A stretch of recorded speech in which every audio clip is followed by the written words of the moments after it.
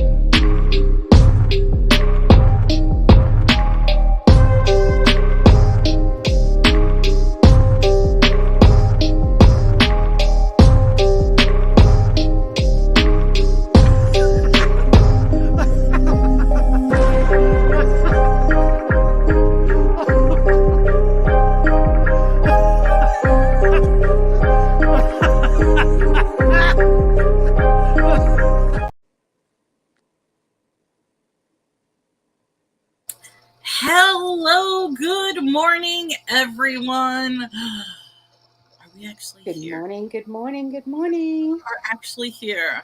Susanna is going to be covering her face today, but that's okay. I got to get used to it. I can't see her beautiful face today, but that is okay. You don't. There's nothing beautiful about it. It's absolutely gorgeous, no matter what. Gorgeous. You are gorgeous. We love you. It has been 2 weeks since we did a show. Oh my God, have you missed us? I can't believe it's been 2 weeks. Get out. No, sir. 710 is in the house and says, good morning, everyone. Light it up. Put a hello in the morning. Share it out. That's important. Share it out, people, because I made a mistake with the timing. I put the wrong time. That was my mistake. So hopefully people will come in and realize that we're actually starting our correct time and not the wrong time, because Melanie never puts the right time. Is that 710? 710. What's going on? 710's in the house saying good morning. Good morning, good morning, good morning, 710. And good morning to all the lurkers in the background. So, there we go. Angie is in the house and says, hello, it's me, Angie.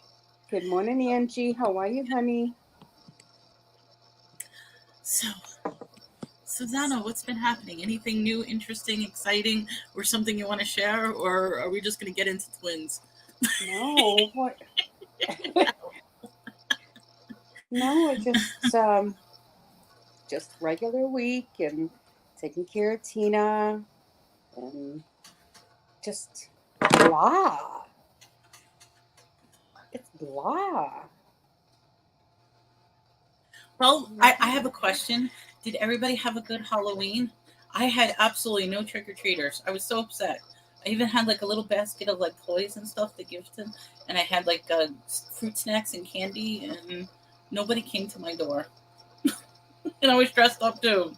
Like, We had a couple of trick-or-treaters, and it was funny because Tina was giving out candy, and apparently there was this little girl.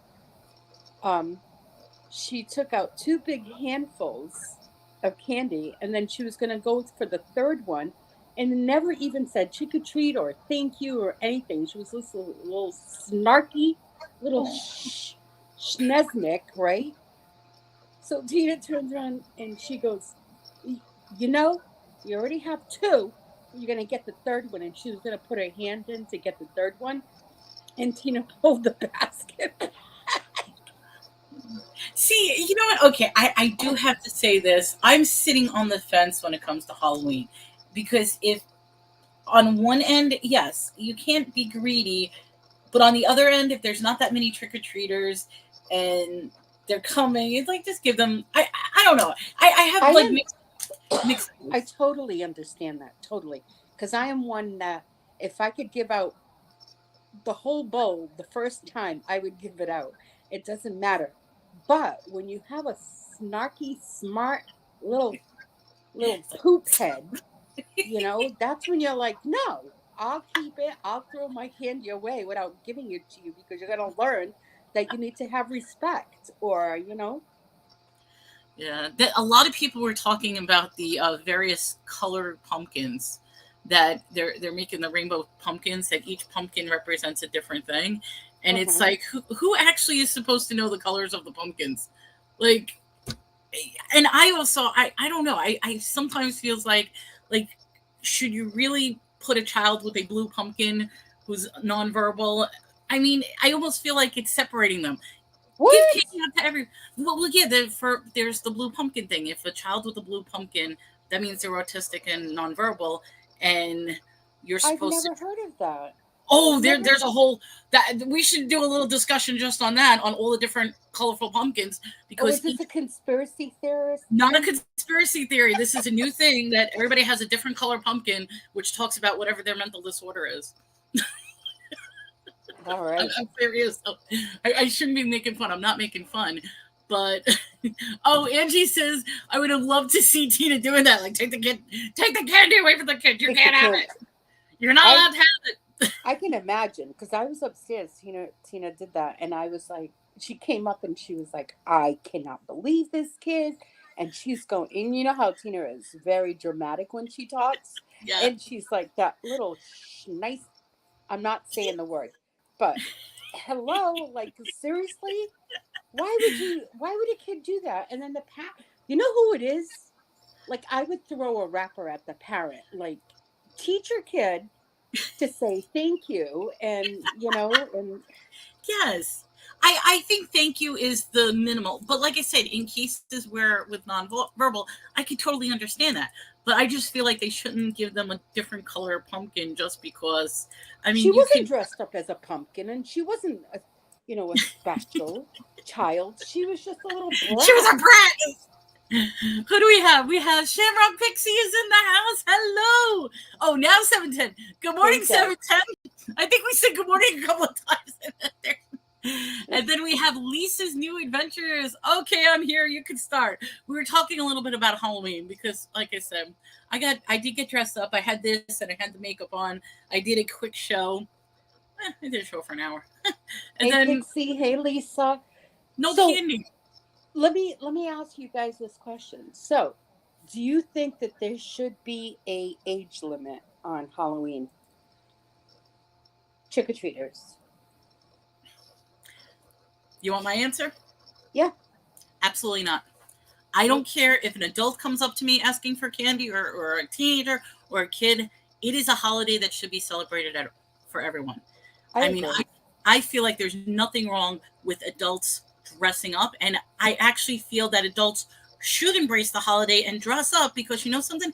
Every day you're stuck in your stress, your work, your job, your family, your this or that. If you can have one day just to be something that you always wanted to be and be outside the box, then let's celebrate. You should not knock it down.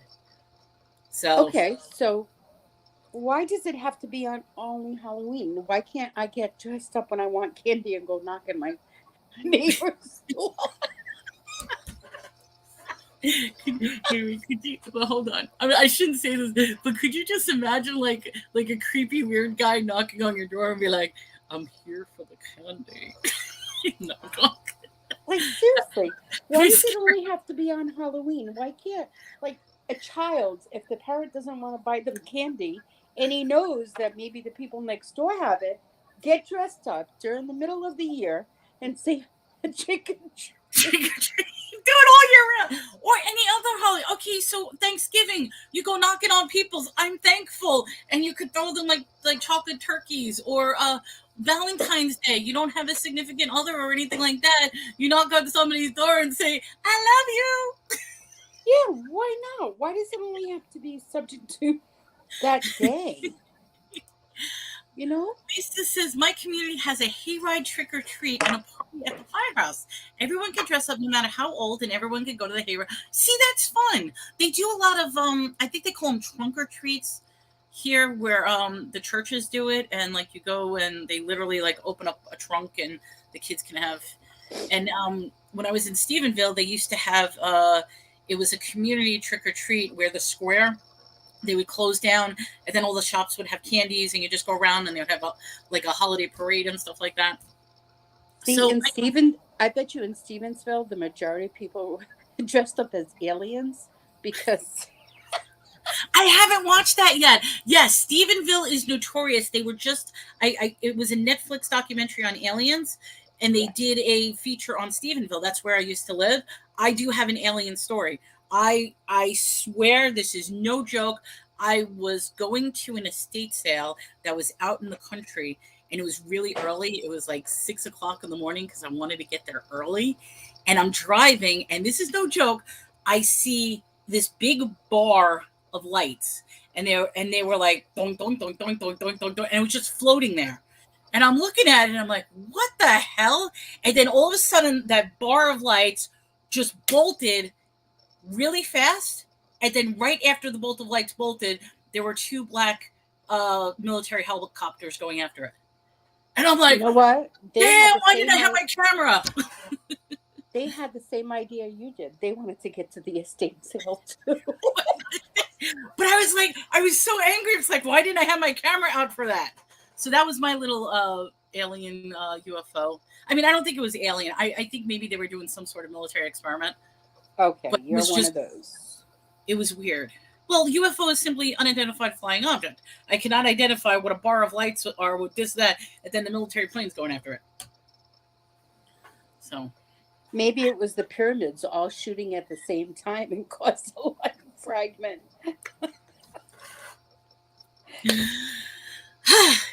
Oh, Angie says we have hay rides in our small town too. Yeah, I like that because I can't remember the last. I can't remember the last time I've been on a hayride. I've never been on a hayride here in Texas. I was on a hayride in New York. You know what they have? You know what they have here? What? They have what do they call those police cruises, the big ones, the paddy wagons, and they put hay on it, and then they take people away. They're coming to take me away. Whoa, to the funny farm. Did I miss anybody? I don't think I missed anybody. All right, so topic for today: doppelganger, twins, and past life lookalikes. So this is a very, very broad topic. I like this topic because it could go in so many different directions. But Susana, we'll start with you. What is your take on any of it? Start the ball rolling. My take is I believe that it's people that are have died and have come back, and they're basically taken the same form of the way they look. Hello, Bargain Effect. He's in the house. But what about the ones that are alive at the same time? Like twins that look alike, and not actual twins, but two people who are living at the same exact time and they look alike. Then what's the story behind that one? Is it a glitch in the Matrix? Is it the actual person, but there's two of them because of dimensions? It could be. One was supposed to go to another world, but got stuck here. I don't know. So they do say we all have a twin. So yeah, I want to share a story. Well, it's not my personal story, but for me, this is like the ultimate glitch in the Matrix story. And hold on, where are my notes? I want to get this out because this is a story that is just so creepy ass. That you are even, and if you've never heard the story, you're definitely going to be like, what the hell? So if I'm part of a twin, all I know is I want to be the better looking, the nicer, the one with more morals, and the one with the pure heart. That's all I want to say is that if I'm the twin, then I want to be the better one. I want to introduce the story of Brady Feigl, and I hope I'm pronouncing his name right. Brady Feigl. Okay, so before I show, because of course I have a nice little slideshow, let me tell you a little bit about Brady Feigl. Brady Feigl is a 27-year-old. Whoops! Oh, hold on. I just lost my screen. Oh no! Don't go on me. All right. Hey, Bobby. I gotta wait for a second because my screen just went black. Don't do this. This is not going to do this today. This is the last time where my screen kept going black and I couldn't share my screen. No, You're stuck. I am stuck. All right, so let me go by my memory before my screen because right now I'm literally talking to a black screen. So hopefully I don't disappear. Or did I already disappear? You disappeared. I disappeared? I still hear you though. I hear you too. But you don't see me. Okay, that's what happened. You're seeing my black screen. So I'll get up in a minute. Hopefully we're working on it. Okay, so let me tell you the story of Brady Feigl. Brady Feigl is a 27-year-old minor league baseball player. You're back. I'm back. Okay, great. So I'm sorry, guys. I disappeared. I'm back. All right, so Brady Feigl is a 27-year-old baseball player in the minor leagues. But there's Brady Feigl, who's a 32-year-old baseball player in the minor leagues. What? The same name. Same exact name. Brady Feigl. This is true story. I'm going to show you the pictures. And I actually met him because he plays for Long Island Ducks. So when I went on, so. Hey, wait a minute. Can these be, what do they call them? You know when they were doing that scientific experiment that they took a sheep and they did the same sheep? What was that? What's that Cloning. called? Yes, cloning. Cloning. Do you think it could be cloning? We're tying into cloning. We're going to talk about that because this is weird shit. This is weird shit. So here, let me bring up Brady. Let's see if I can do it again because I had a little trouble sharing my screen. Not your Brady, right? Okay, I'm telling you, this story is one of the weirdest stories because then it gets even worse. Like if you think that's worse, it gets worse. So let me bring him up, and I'm going to show you exactly. Nice break for disappearing. It disappeared on me. I don't know what's going on. I'm trying to get this to work. I'll be very upset if this doesn't work. So, is it working now? Hopefully, it is working. Well, it's thinking. There we go. There we go. Okay. Here you've got Brady Feigl. You've got Brady Feigl on the left, who's 27 years old. You got Brady Feigl on the right, who's 32 years old. Okay? So let's learn a little bit about this particular dude, real life. The pair have the same name, the same profession, and they look like identical twins. They both have similar physical characteristics. They are both 6'4" tall. They both have fiery red hair, and they both wear glasses. In 2015, they both had the same elbow surgery, which was also the first time they were mistaken for each other because the surgery was also performed by the same doctor. What? They each took a DNA test, and the results confirmed that they are in no way related to each other. And everybody says there is such a glitch in the matrix because, like I said, one is 32 years old, the other one's 27. There's a 5-year difference. One plays for the Long Island Ducks, and the other one plays for the Las Vegas Aviators. Is this true? This is an absolutely true story. This is a true story. What year was this? This is now. This is, you can look them up now. They're both still playing. And it happens all the time. They get confused for each other, and it's the funniest thing because look at the picture. I mean, let me see if I can make it a little bigger. You guys can see the picture, right? Or is it like little? Yeah, no, it's fine. It's fine? Okay. They look exactly alike. They get confused for each other constantly. There's a 5-year difference between the two. There is no resemblance. They are not related in any way. And they look alike. They're the same height. They both wear glasses. They had the same elbow surgery. So here I'm thinking, oh, this is definitely the dimension, like glitch in the matrix. This was, one is in one dimension, the other one is another dimension, and they shifted weirdly. I think this story. I don't understand. I don't understand the matrix shifting and stuff like that. I'm still clueless on that. Well, did you ever saw them being interviewed? Yeah. They literally, I mean, okay, maybe this picture doesn't do it justice, but when they're standing side by side, you cannot tell which one's which. That's how close they are. You should pull up their stats to see how they're. Oh, you mean their baseball stats? I'm curious. I never did that. I don't know if I can find. I could probably find that, but that's something interesting. Pull up their stats, see if they have the same. Morning, Rich. But good morning, Rich. Welcome to the show. Rich is in the house. There he is. What was I gonna say? Did you ever see the movie The Matrix with Keanu Reeves? Yes. Or no? You did. Okay, that movie is like the basis for so many conspiracy theories, because the question is, what if we really are in a matrix? That this is nothing more than a computer simulation. I mean, there are the theories that we are nothing more than computers, that we are AI intelligence, that we just forgot that we're AI intelligence, and we believe that we are that we're computers, that we forgot that we're computers. Because if you look at the whole mechanisms of how our bodies work and the energy and our neural system, it literally is an electrical computer system.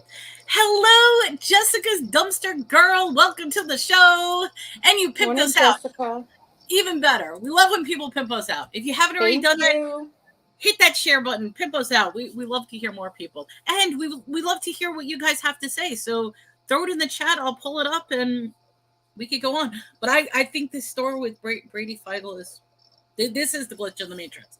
I really believe that these are both the same people in two different dimensions that ended up combining and is now in this dimension. Yes? No? I don't know. It could be. I mean, it's weird. Weird things happen. Okay, so one of the issues is Hollywood. There are so many tales around Hollywood, and one of them that you mentioned is the idea of cloning. There is an entire conspiracy theory where, what? Melanie, all I have to say is I'm looking at the camera at you and I see your cat's tail going up and it looks like it's coming out of your ear. Oh, you should see what she's doing to my back, because she's scratching, she's trying to catch these things on my back. That's what she's doing. It just looks so weird. The tail, or your Medusa, and that's one of the snakes that's coming out. Yeah. Oh no, she's having a blast. She's over here. She's playing with my yeah. Which I'm surprised the others aren't fighting for it. They always fight for the back of my chair. So if one goes down, then the other one will come up, and they end up having. So the idea is Hollywood is supposed to be. Okay, there's a few conspiracy theories about Hollywood. One is that the people in control, whether you want to call it elites, or if you believe in the lizard people or the aliens, that they use Hollywood in order to convey their propaganda and their messages, and that all the stars are somehow connected either through satanic rituals, or through cloning, or through creating body doubles. And I know we talked about this a lot. Like if you look at Britney Spears or Kanye West, how they're changing. So there's always the body double issue and stuff like that. So there's some really, really weird Hollywood things. However, I have a collection of Hollywood stars that I would love to hear your opinion, yay or nay. Do you think they look alike? Okay. You want to try that? Absolutely. All right, let's do this. And I want to hear everybody's opinion in the chat.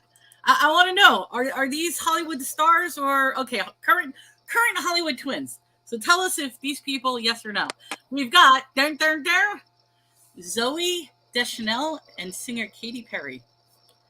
What do we think? Wait a minute.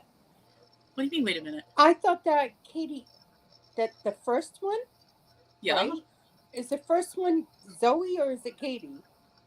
First one's Zoe. Second one's Katie. Okay, but I thought Katie looked like Zoe, or Zoe sang a song like that, looked like that. Well, it doesn't matter which one. I mean, you could say that Zoe looks like Katie or Katie looks like Zoe, but I remember a Katy Perry song that she looked like Zoe. Do you know what I mean? Yeah, because she was mocking it, how they look alike. That's exactly what she was doing. She was saying, yeah, we look alike. Oh. But they do. I could see the resemblance there, 100%. Hello, Jason. What are we saying? Okay. I'll put this up. God bless you from Wisconsin, United States. The S, I see you. We have to. Okay, I don't know what that means, but hello, welcome to the show, Jason. So I say they look alike. To me, this is. I mean, okay. The eyes definitely, the nose, the cheeks. I would think Katie has a longer face than Zoe. Zoe looks like she has like a smaller face. Uh-huh. I don't know. All right. So this is a yay or nay. I think everybody says similar. Lisa says similar, but not exact. Shamrock's like, wow, that's close. They look, they look a lot. Okay, let's try the next one. I believe they look alike. Yeah, I think so too. Okay, we've got Justin Bieber and Miley Cyrus. No, I don't. The only thing that looks alike is the hair. That's it for me. See, I wonder if you put Justin Bieber, like, I mean, now, okay, with all the tattoos and everything, they're probably not, but it is kind of funny because even Justin Bieber, and that happens to be his mugshot, he has very, very feminine features. Now, this is another theory with Hollywood. I'm telling you, there are, if you read the strange theories about Hollywood, there's a theory with Hollywood that, and this is part of their satanic beliefs, is that you must sacrifice one of your children. This is an actual theory. And if you look at the history as far as how many stars have lost their children, it makes it really, really weird. I mean, the percentages of movie stars who have a death of their child is so much greater than what the normal society has, which that makes it really strange, number one. The second one is people are starting to say that there is now a loophole when it comes to Hollywood with sacrificing their children, that instead of sacrificing their children for death, they have to sacrifice the gender of their child, which is why there's also a larger percentage of children of stars who are now transgender. This is just a theory. It's not my belief. So once again, yeah, it's a really, really creepy theory.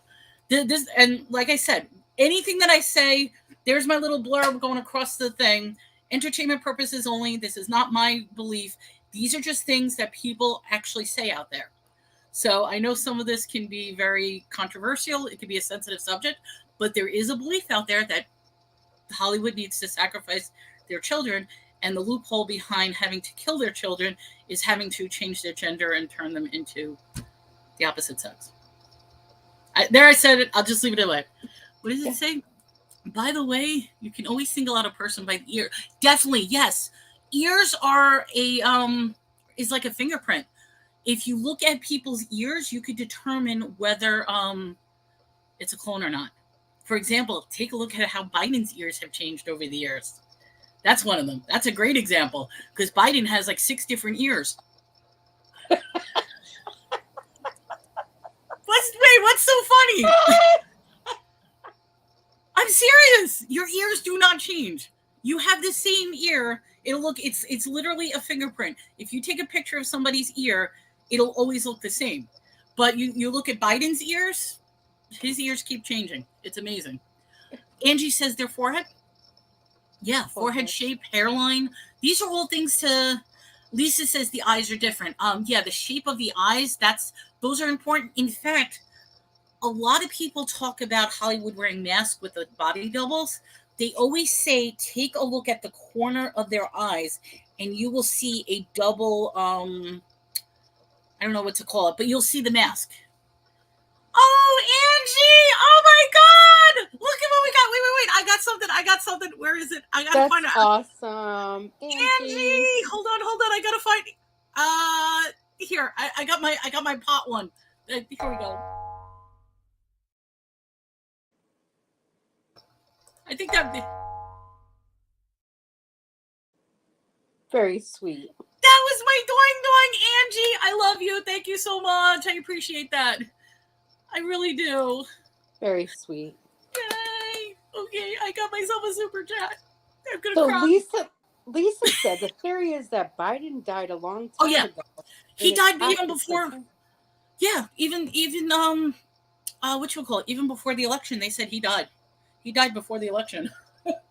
Oh my God. And I'm telling you, you look at the ears, that will answer it. In fact, at one point, there's another strange theory that Jim Carrey was originally the first Biden, and that's why Jim Carrey went nutsoid with the whole Hollywood thing. Because if you start following Jim Carrey now, he is so against Hollywood. He's against the whole media. He is like, and that's why they ousted him out of Hollywood. But there's a theory that Jim Carrey was the original Biden during the election. What? I'm serious. You're laughing at me, but it makes perfect sense because he's a really I'm good not Biden. laughing at you. I'm laughing at the idea. And I don't like Jim Carrey at all. You know? Well, He's- not as a person, but as actor, I don't think he's a good actor at all. He's just, yeah. All right. I think he's underrated at the fact that is they only see him as a goofball. And when he started doing drama, he really did some good drama, but nobody appreciated it. Like if you ever see the Eternal Sunshine of the Spotless Mind, that is a brilliant film. Very deep, very dark, wonderful topic. It's with him and the one from Titanic. Why can't I think of her name? Whatever the Titanic lady is. But the two of them, basically, it's a love story where they erase each other's memories and they end up coming back. Very, very good story. That is a dramatic feature. It's the Eternal Sunshine of the Spotless Mind. And then he also did a movie, very, very creepy, called The Number 13. Very scary. And that's a good one, too, where he ends up being like a serial killer. Great story. Oh, Jessica, thank you so much for staying. We appreciate it. Thank you, Jessica. Have a good day. All right. So, but yeah, that's Jim Carrey. The theory behind him is he was Biden. He refuses to be Biden now. So they found different Bidens. With different ears. Completely different ears. Oh all right, God. let's go to the next one. Here we go. Ready? We've got Conan O'Brien and Tilda Swinton. What do we think?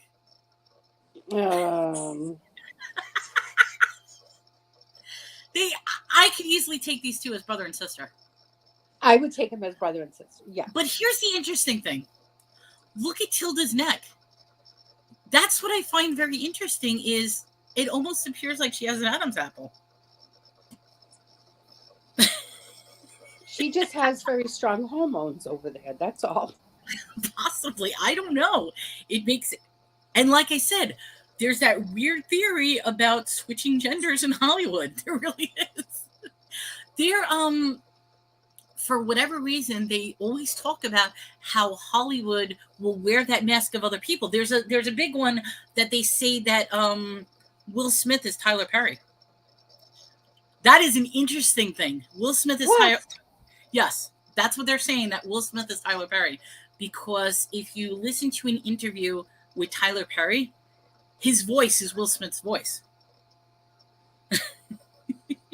And you never see Tyler Perry and Will Smith in the same room. Yeah, there's weird theories like that. It really is. Okay, we're ready for I'm stumped. You're stumped on that one? And guys, please, definitely in the chat, I would love to hear your views. I mean, like I said, this is all about entertainment and fun. Whatever we say is not supposed to be true, not meant to be fact. So let me tell you, is Will Smith Medina? What's her name? The black woman with the earrings. What's her name? Yeah. What's her name? Tyler Perry plays her. Hey, I know. Yeah, well, that's what they're saying. They're saying that Will Smith is Tyler Perry. So isn't her Medea, name Medea? That's it, Medea. Medea. Yeah. Mm-hmm. Yeah, that's what they're saying. I don't know if it's true, but hey, just what's his name? The guy that says Hercules. What's his name? Hercules. Eddie Murphy. In fact, Eddie Murphy. Eddie Murphy's later on in the list. Oh, okay. All right, I'll be quiet. But no, you don't have to be quiet. But that's a good one because he's actually later on in the list for when we talk about past life. Right now, we're talking about like current stars that look alike now. We have it gets creepier when we do past life. Oh. See, I put this together. You guys can say yay or nay or be like, you're reaching Mel, but we'll see. Okay, how about this? Alanis Morissette and Anthony Kiedis. No. Anthony Kiedis. No? Red Hot Chili Peppers. No. Give it away, give it away, give it away now. You don't No. see, you don't think they look alike? Those eyes, those No. nose? Give it away now. Hello, Zach. Welcome to the show. Zach is in the house. Angie's like, what the hell? Angie, to me, this is a compliment, because if I could make you guys think like, what? Or say something so far out there, I think that makes my day. Yes. Well, then I must make your day every single day, every minute of the day, because I'm always, what the hell? What the hell? And that's what this is all about. Like I said, this is about entertainment. This is about fun.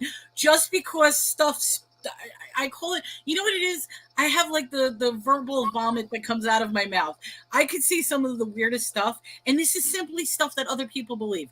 Remember, I don't believe in this. I'm just relaying the information to you.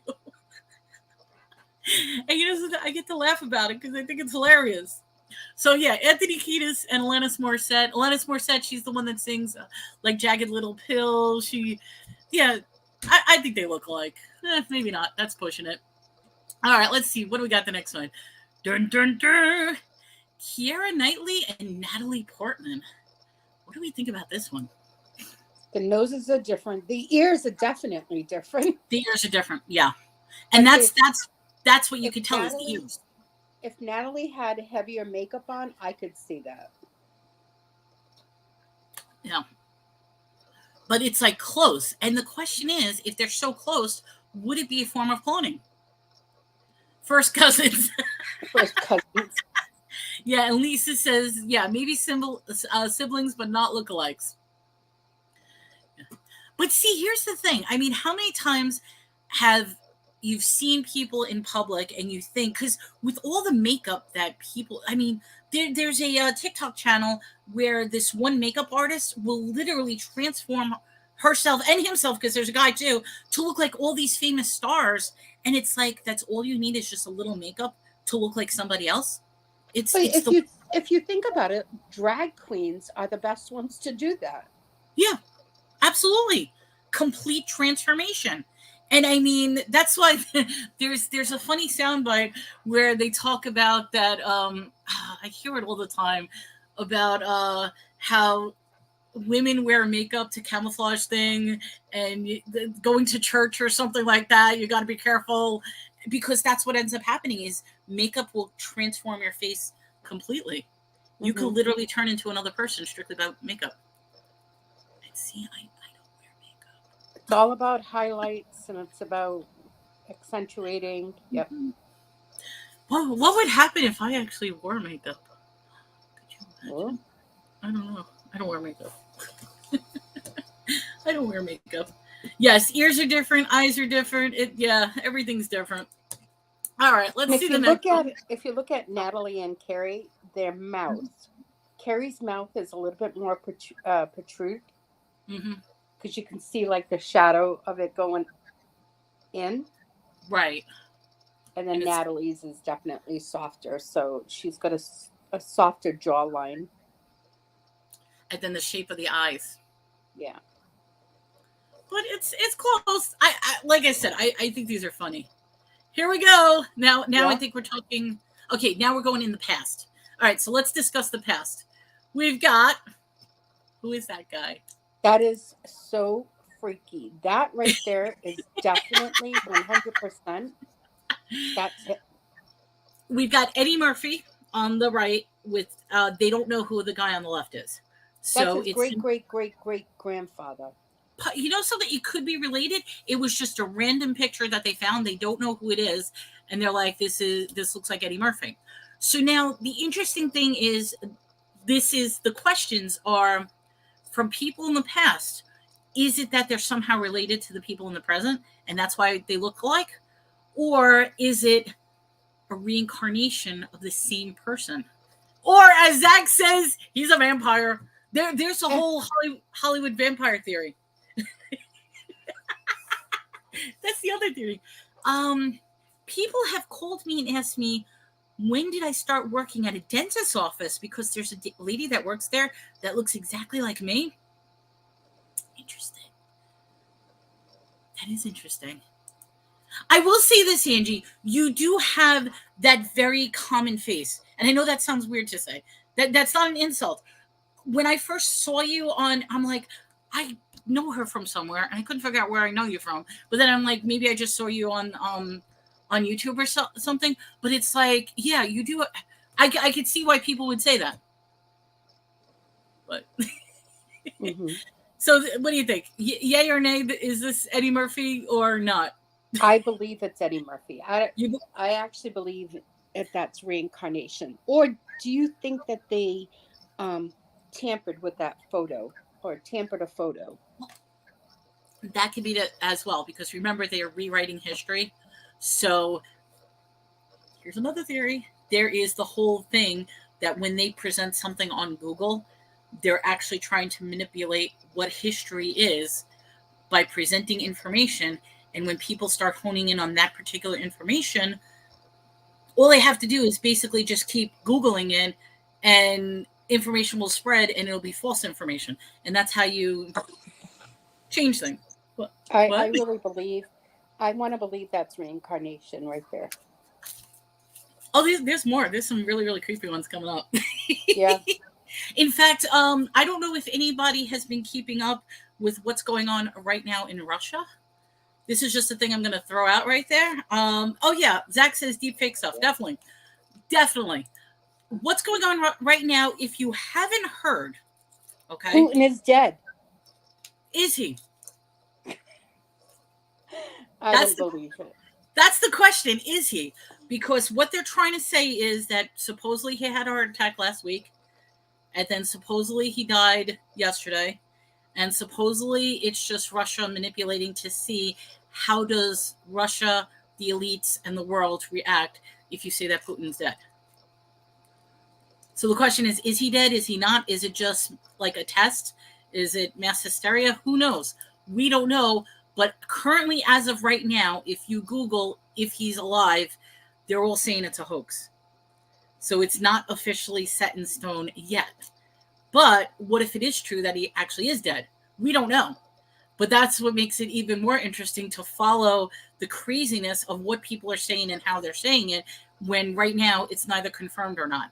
And it's interesting how everything can be confirmed instantly, but in the matter of this, they cannot confirm or not whether he's actually alive or dead. I don't know. Zach says, I did not see that on the news this morning. Yeah, I don't believe it.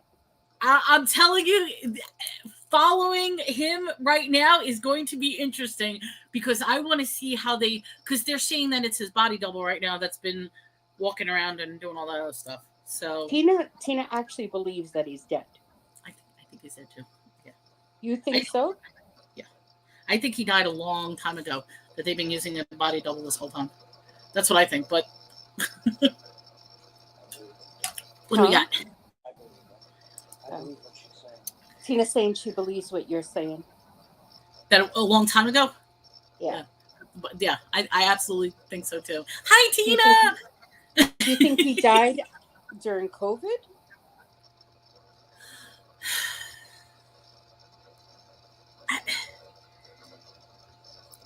I think this is what my belief is, which would have been around 3-4 years ago, when he first announced to the world about Tartaria. Because Putin was the one that released the private archives about Tartaria, and the whole Tartarian Empire exploded. I think that's when they killed him off. And the question is, I don't know. Where was I? I was in a different dimension. I was probably, but see that the whole. Okay, first let me just address Angie. I do not watch the news. That is great. It's crazy, and just listen to the stuff that I'm saying. The stuff I'm saying, as crazy as it is what's being thrown out on people as well. I mean, basically, there's different levels of news. You've got your standard, CNN, MSN. Then you've got your like Twitterverse, TikTokverse, weird stuff. Then you've got the really conspiracy garbage stuff. Then you've got the dark web. So there's like different levels of how crazy news you want to get. And most people are happy in the CNN, MSN universe. And that's fine. You could stay in that universe. I'm just bringing it down a little bit to this is some other stuff that people are saying. The people who are dead are the ones that cross. Very possible. So you're seeing, Zach, we're seeing everybody's body double. I'm telling you right now, everybody has a body double. I mean, okay, you talk about, okay, I shouldn't even be saying this, but look at all political figures. Major political figures major stars have body doubles. I'm still looking for Britney Spears. I want to know what happened to Britney Spears and Kanye West. That's who I'm looking for, Britney Spears and Kanye West. Because right now, Kanye West, he grew a couple of inches. How did Kanye... All I know is if there's a body double around, walking around, that's me. If they're thin and skinny and sexy and good looking, that's not right. I want that body double. You work that baby. All I want to know is if there's a body double of me around, could you imagine two of me going around crazy like this? No, I just hope that they're thinner and they're healthier and they're because I want to be them. There you go. Angie's like, I'm enjoying this. That's what we want, Angie. We want you guys to love this and enjoy this. I'll be honest. It's been 2 weeks. I miss these chats. No, you don't. No, you don't. You just miss me. I miss you too. Yes. I miss bouncing off my craziness, and I could just see Susanna shaking her head. It's like, this girl's crazy. Oh my God, what is wrong with me? And we've only been on for 46 minutes. We've got about 3 more hours left. Oh my God.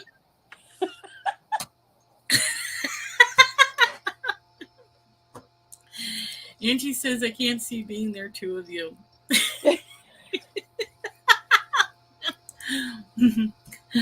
So Rich they want, wait, Rich. Is a double.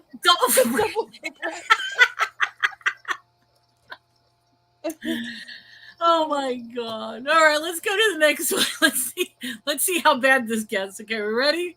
We're going to done. Oh, this one's creepy.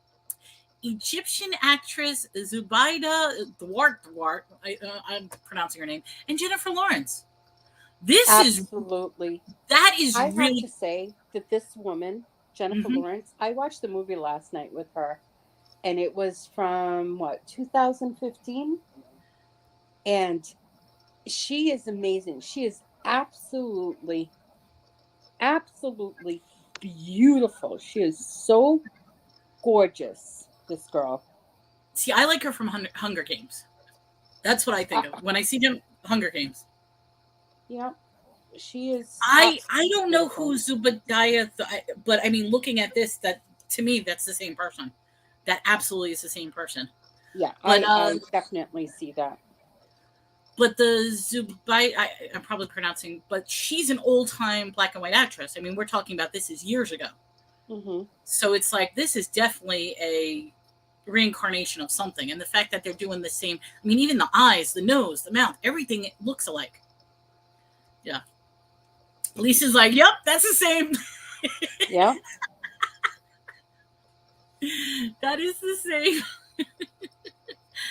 But, and you know something? Okay, there is, back to the Hollywood thing, and this is the theory behind Hollywood. And like I said, there's so many different strange, weird theories.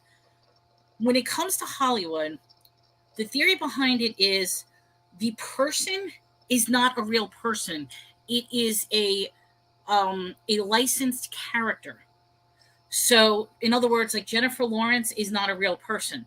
Jennifer Lawrence is nothing more than a figure, a character. So it doesn't matter who they put into that character. And that's why they're saying that there's so many times that they use body doubles, or in instances where, like, for example, Avril Lavigne. If you look at the history of Avril Lavigne, there is the belief that she died in a car crash. A perfect example, the Beatles, Paul McCartney. Paul McCartney supposedly died in the 60s. They are saying he's alive because they just did the new song.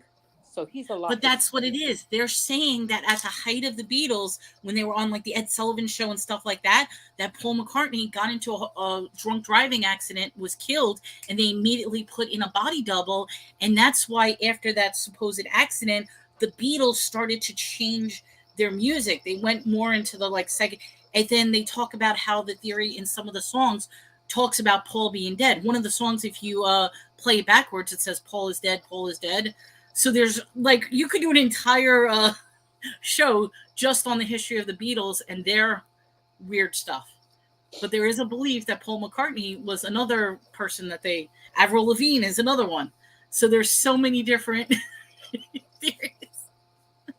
Mm. Hunger Games was a good series of movies, and I love the books. I never read the books, but I really did like the series. If you haven't seen Hunger Games, great series to watch. It is. Really. Mm-hmm. All right, so that was Jennifer Lawrence. Here we go. We've got good old Matthew McConaughey. That right there is definitely, for me, I think, reincarnation. Yes, I think so too. That is just way too close. Way too close. And a lot of these, they don't know who the past person is. It's just, it comes up like when people find old photographs and stuff like that. But I like Matthew McConaughey. I know he's crazy. He's oddball. He's this and that. Part of me almost wants him to be, because I know he was running for governor for Texas. I would vote for him just for the comedic value of it. I think he's a great actor. Yeah. Mm-hmm. And if you ever watch him, I will tell you, he's also an inspirational, he's very, very spiritual and very into the whole meditation movement and stuff like that. So he does a lot of like rah things. And I like him. I will, when he does events, he'll like podcast it and stuff like that. I watch him because he's a very good speaker. So that's, Zach is like weird. Angie says very close. Lisa's like, yep, that's him. That's totally him. And Zach says like, nope, that's just too weird. Yeah, I do like his voice. Yes. And you know what? I love his movies. If anybody's seen Wolf on Wall Street, there's that scene where he's sitting down with Leonardo DiCaprio and he's like banging his chest. That whole thing was improvised. That wasn't in the script, because that's one of the things that he does to get into character and to get into the meditative spirit is he starts beating his chest. And it was such a good scene that they left it in the movie because he's like, don't. But yeah, that's a good movie too, Wolf on Wall Street. Yeah, I'm starting to do movie reviews. Isn't this bad? If anybody wants to watch stupid movies with me, I'm still doing my movie reviews. It's on my other channel. I reviewed 3 movies this week, and they were so bad, I don't even know why I watched them. Oh, Angie, he has sex appeal to me. He's like, he was in Magic Mike. Yes. Wasn't he? Yeah. Yeah, he was in Magic Mike. Sexy. Absolutely sexy. Oh, Lisa sent me something, but I don't know who those two are. Who are those people? Here, wait, let me cut this real quick. Copy. Hold on. Lisa just sent me a message. Give me 1 second, Lisa, because I don't know who this is, but I'm going to add it to the next slide. This is what she just sent me. Boom. Anybody know who those two are? I don't know who those two are. Wow. Huh. Yeah, Lisa, if you could just tell me Timothy Olyphant and Josh. I have no idea who either one of those are. I don't either, but they do look alike. They do look alike, absolutely. The only thing is the one on the left has a sharper chin, more like a V, where the one on the right has like a wider chin. Yeah, like a more square. Chin. Yeah. But I don't know who either one are.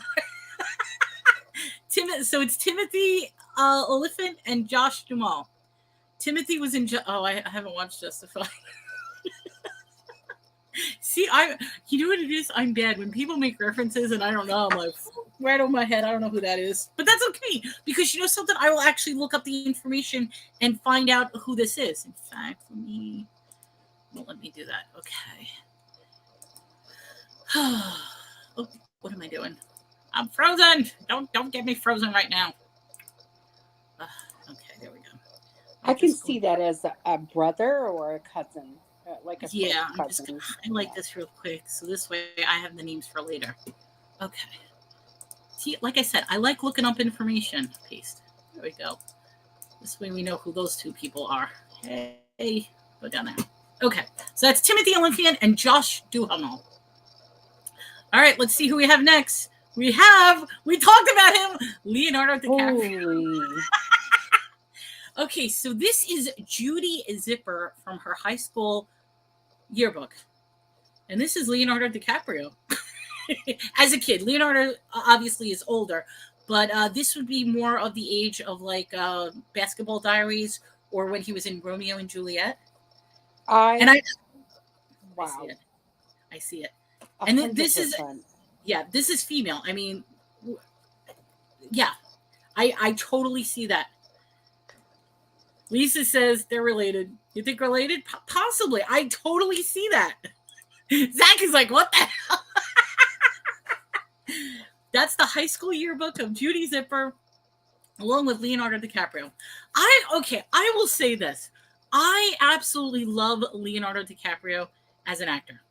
Yeah. I think he should have gotten so many more Oscars than he ever did. And he did get the Oscar for The Revenant. And I have to say this. For him to get the Oscar I didn't like The Revenant. I didn't think that was a good movie. I really didn't. All his other movies, he should have got an Oscar. But the one movie that I thought was not as good of a movie, he did not get an Oscar. I mean, he got the Oscar for, yeah. So, I absolutely, yeah. Just keep throwing him more Oscars. Just keep putting him in films because I absolutely love his films. I really do. He's a very good actor. You know I'm passionate about films. I'll just tell you a quick story. Django Unchained. There is a scene which, for a lot of people, that's a tough movie to watch because basically Leonardo DiCaprio plays a racist who is selling. He does slave fights, so he's a slave fight owner. And in one of the scenes, and this is a real scene, he slams on the table, breaking a glass. That was a real breaking of a glass, but he never broke character. So now he lifts up his hand. The blood is dripping down. He's still in character. And Quentin Tarantino, who's the director, is like, just keep going. He's like saying, just keep going, keep going. Blood is dripping down. He ends up taking the hand and in one of the most shocking things, wipes his hand across the co-star. And now there's blood all over her. And this was real. That's his real blood. He had to get stitches and everything. And they never broke character. And it became like a brilliant scene. And it was a real scene. That's how creepy. So. But okay, sorry. Watch Judy was actually on the real Titanic? Judy? Wait, Judy Zipper? Is that what you were talking about? Or I don't know. I don't know who Judy Zipper is. I didn't do research on her. All it said with the two of them was that this is her high school yearbook. So. But yes, I like Leonardo DiCaprio. Okay, sorry, that was a little movie thing. See, you learn about other stuff here aside from strange stuff. Well, that is strange, I guess. Yeah. All right, what's the next one? Who we got? We've got U.S. Army General Douglas MacArthur in 1945 and Bruce Willis. What do we think? I think that's kind of over. That's stretching. That's stretching? See, what's sad about Bruce Willis is currently, okay, if you're doing one of those movie star lotteries, he's going to be the next one to pay attention to because currently Bruce Willis is completely nonverbal. He completely lost, which is so sad. I mean, it really, really is sad. You know what? I see it I almost want to say that the picture right here of Bruce Willis is the wrong picture because I bet if I put the Die Hard picture next to this one, it would look the same. Like if you take a picture of Bruce Willis and Die Hard, it would look like I think they picked the wronger, an older picture. They should have picked a younger picture on that one. But yeah, Bruce Willis, he has dementia, he has Alzheimer's, not good. And he's completely nonverbal now. And it's so sad. Poor Bruce Willis. Yeah. Seriously, And Die Hard he will is an forever. amazing actor. He could just, yeah, Oh, really great actor. Zach says it's not the same. If you see McGarth in W2 videos, he looks different. He probably does. Yeah. I mean, I was surprised because at first I didn't even realize that was Douglas MacArthur, because I see him in my face completely different. So I guess they were just reaching on that one because that's an older picture. But yes, Bruce Willis, and I will forever say this: Die Hard is a Christmas movie. I am on the Die Hard is a Christmas movie. Absolutely. Same thing with Gremlins. Gremlins is definitely a Christmas movie. So it's like Merry Christmas. All right, what else we got? We have, oh, this is interesting. Jack Black. That's Jack Black on the left.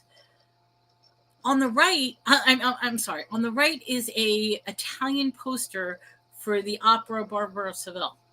There you go. They're the same. Aw, Angie said very sad. It is sad. I mean, you know something? When you have some of your beloved favorite, like, okay, we haven't even discussed this. Matthew Perry. That was an unexpected death that he passed away this week. And it makes it even weirder because his last Twitter post was of him in the hot tub. Oh, okay. Yeah. Well, oh, I'm sorry. Am I not supposed to be talking about that too early? No, it's fine. I was asking Tina's Matthew Perry, and she told me exactly who. I'm very bad with names and actors, and then she just said who it was, and I was Friends, like, oh, yeah. okay, that's great. Matthew Perry's was from Friends. And I think it's a big deal simply because it was totally unexpected. I almost feel like when something is unexpected, it's a bigger deal than it's a bigger deal. Yeah. Yeah. And I mean, I forgot who it was.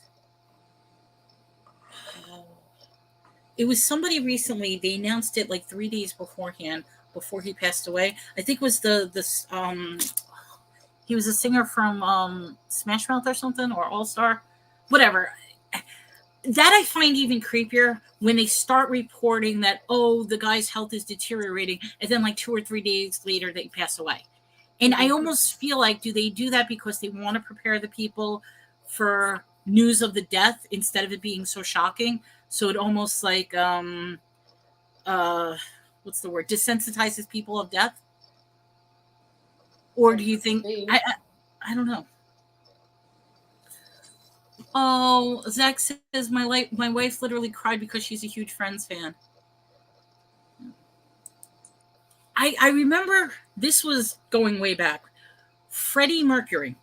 This was sad because I remember watching it live. Freddie Mercury made an announcement that he was saying that I have AIDS. Mm-hmm. And this is no joke. He made the public announcement to the world, I have AIDS. And then the very next day he passed away. And I'm like, did he do that intentionally? Not that he intentionally, but I mean, did he will himself to die so quickly, or did he want to like ease his fans to say I have AIDS and then the next day you're dead? I mean, to me that just it's tragic, but it's like you're preparing the world or you're making it come true. That's how I almost feel like you're willing it to come true. Maybe that was his way of saying, letting it go, was that he said it and then he knew everything in his life was done now. So he left. Yeah. And that's for those who may not know, Freddie Mercury, lead singer of Queen. Yeah. But he literally, that's exactly what happened. He announced to the world, I have AIDS. Everybody knew he had AIDS, but you know, I mean, it's like, and yeah. It was that fast. It was literally the next day. So yeah, I agree with you. I didn't know it was the day before either. So yeah, maybe he knew he was going to die. They say that people who are sick now, yeah, and that makes it even sadder. I think I'm going to cry when people think about their own mortality. It's like, no. Oh, there we go. I missed that one. Lisa Marie Presley was a huge shock. Yes, and I mean even Michael Jackson. Although there's now with the there's a theory that Michael Jackson isn't dead, but No, Michael Jackson is with Marie Presley and Elvis. They're all on an island and they're all singing together Kumbaya. So well, okay. This is all right. You ready for the Michael Jackson conspiracy theory? We got one. Hello, yippee! Welcome to the show. Hi, honey. How are you? Hi. Okay, so you ready? Follow this weird ass logic. Okay, this is a conspiracy theory, guys, not necessarily my beliefs, but here we go. Okay, so back in the 80s, there was the story of David. And what happens was he was a little boy that his father set on fire in a hotel room. I don't know if anybody remembers that story, but basically the father poured gasoline on his little boy, set the boy on fire. God. Horrific story, okay? Now, just follow my weird logic because this is the whole conspiracy theory. David then grows up. Now, obviously, he had like 90% of his body burnt off. So just imagine if a boy's burnt 90% of the body, what they're going to look like with skin grafts and stuff like that. Okay, so the weird conspiracy theory is David became best friends with Michael Jackson. And now they're saying that Michael Jackson is actually going around as David, and that's who Michael Jackson is. That's theory number one. Mm-hmm. Theory number two, let's go to Elvis Presley. So Elvis Presley, they're saying, is actually a Southern Baptist minister that's going around preaching the word of God. Because there's a Southern Baptist, and I got to look up the name. It's really creepy. Looks exactly like Elvis Presley. And when you hear him sing, it's Elvis Presley. It really is. So that's theory number two with Elvis Presley. And Lisa Marie, I don't have a theory for her, but I'm just tying it together, being that Lisa Marie was married to Michael Jackson and then Elvis Presley. So that's a theory to look into if you want to hear something weird about that. Yes, no? Or is that reaching? That's probably reaching. Oh. Okay. But if you look at, it's weird though. If you look at interviews with David as an adult, mm-hmm. he sounds like Michael Jackson. And it's like, it's creepy. Particularly, like if Michael Jackson wore prosthetics, he looks like David. And David's the little boy that got burned by his father, and it's weird. So they're saying that Michael Jackson is running around as David.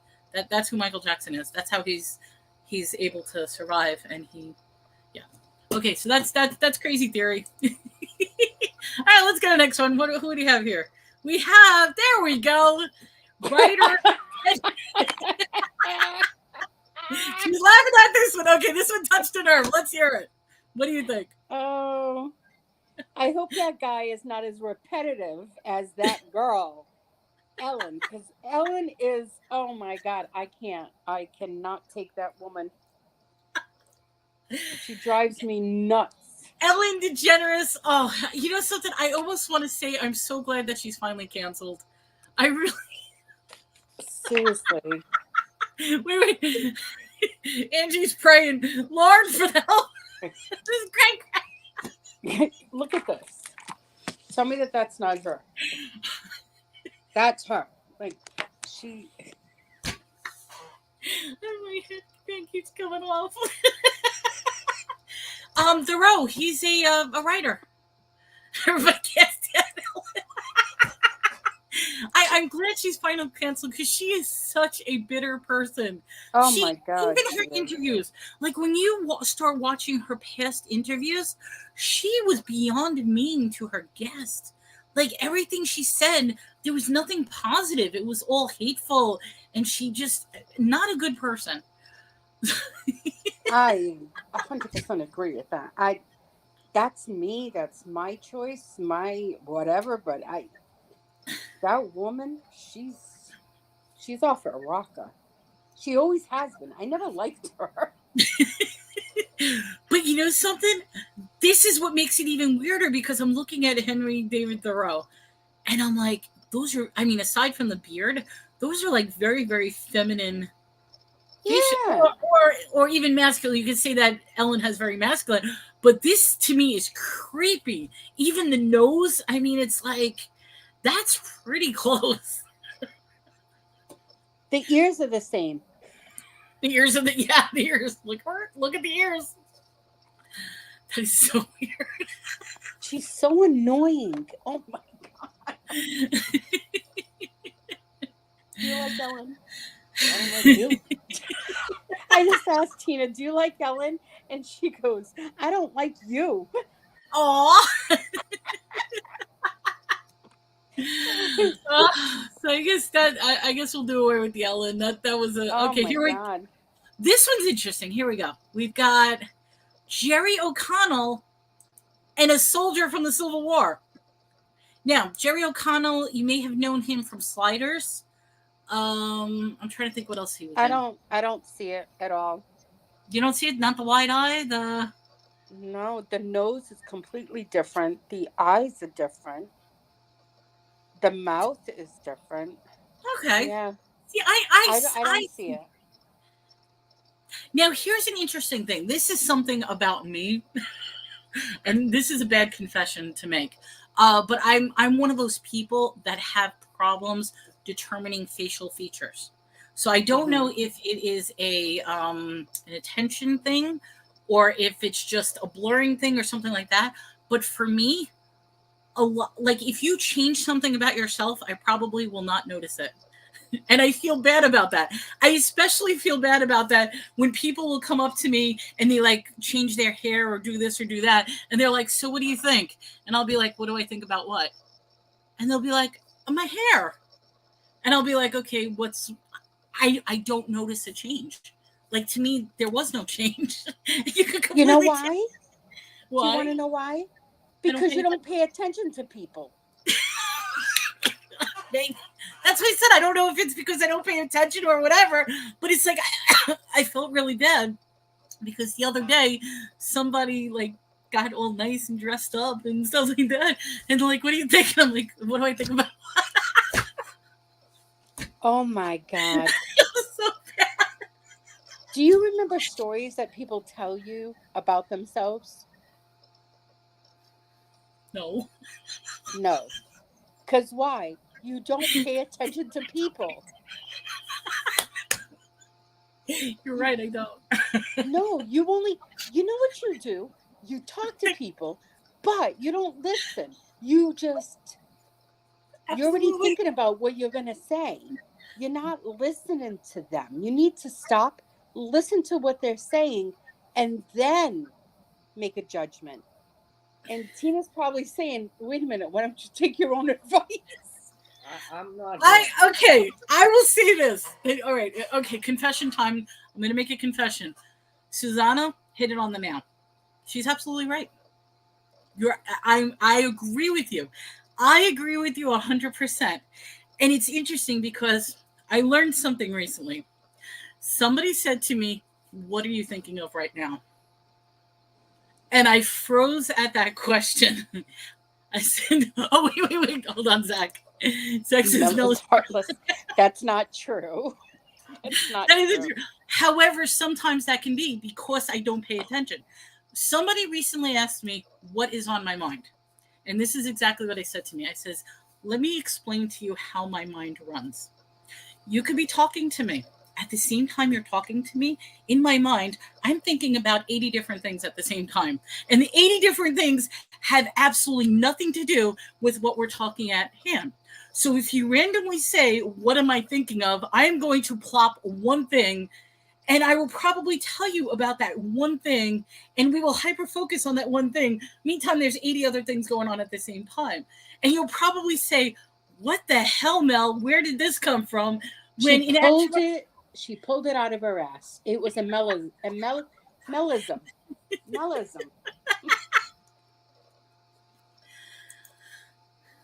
Lisa, this is a good one. I think sometimes children, especially young ones, remember their past lives. Absolutely. Kids say the creepiest things. They really do. I agree, because I used to tell my parents when I was young that the stock dropped me off at the wrong house. I was supposed to be like the next city over where the rich people lived. Okay, speaking about this one, I like that you said this. Okay, there is a theory, and something I personally believe in this theory. We talk about a lot about DNA. So you've got your mother and father, they have you, the little spawn comes out. You are going to have information from your mother, information from your father, lodged somewhere in your DNA, which means you will have memories that they had as information. And I strongly believe that's what happens with kids is they can hyper focus on that information that's locked in within the DNA and they can interpret it. But what ends up happening is as they get older and as they start learning things, you tend to lose that. So you're not in tuned to the information that's locked within. But not only is the information from your parents, it's their parents' information and their parents, and it completely goes down the line. And that's what I really believe about past life experiences and reincarnation is it's actually the memories that are embedded in the DNA of what has happened. And it's always the memories up to the point of conception. I mean, up to the point of, yeah, because they're not going to have memories of what happened after. It's always going to be whatever happened beforehand, if that makes sense. That's my belief. You guys could think I'm crazy, but that's something Wow, that Zach, that's an amazing story right there, Zach. I'll pull that up in 1 second. I had the same nightmare over and over and over again when I was a little kid to the point that I remember it now. That's interesting too. And see, that's one of the things that. Okay, Zach says, funny story about that. My youngest daughter was 2 years old. Just out of the blue, she says she used to be a painter and needs to find her paint in London. Keep in mind, 2 years old. Okay. She said she came to us. She was just a painter. Weird stuff. Oh, look who's in the chat. Mommy's in the Hey, chat. And gal. this is where we have to say congratulations because what did she do? She is finally retired. She threw the keys down and I told her to do this to her job. She wouldn't do that. I'm like, just do that. No. Congratulations, Valerie. She's retired and she's coming to visit on Saturday. So she'll be here Saturday. And you guys may even meet her because I'm going to try to teach her how to do online sales. We'll see if that helps. I don't know. We'll say hi. So see, they're all saying congratulations. So mommy's in the house. All right. Yeah. So in regards to what Zach was saying about kids, I really believe that they remember. They harness the memories of the past from the mother, the grandmother, the grandfather. You know what I mean? It's like all that bit of information which is stored in the DNA is somehow coming out and manifesting in the child's memories. And that's how they can remember, oh, I was this, I was that. In regards to that, is it a question of reincarnation or is it simply remembering the memories? Something to look at. I don't know. There's so many different theories about it, but I think it's fascinating. But kids are weird. Kids have that psychic ability that they can tap into information and they see things and hear things. And yeah, it's like the cats. Lisa, 100%. 100%. I believe that. Do you believe that you meet the same people over and over again in each life? I'm gonna tell you my theory. Can I say my theory on this? Can you do that? And while you're doing it, I will be right back. I'm paying attention. I'm just going to stop, but tell your story, please. All right. You guys can, chat away, put your things in the chat.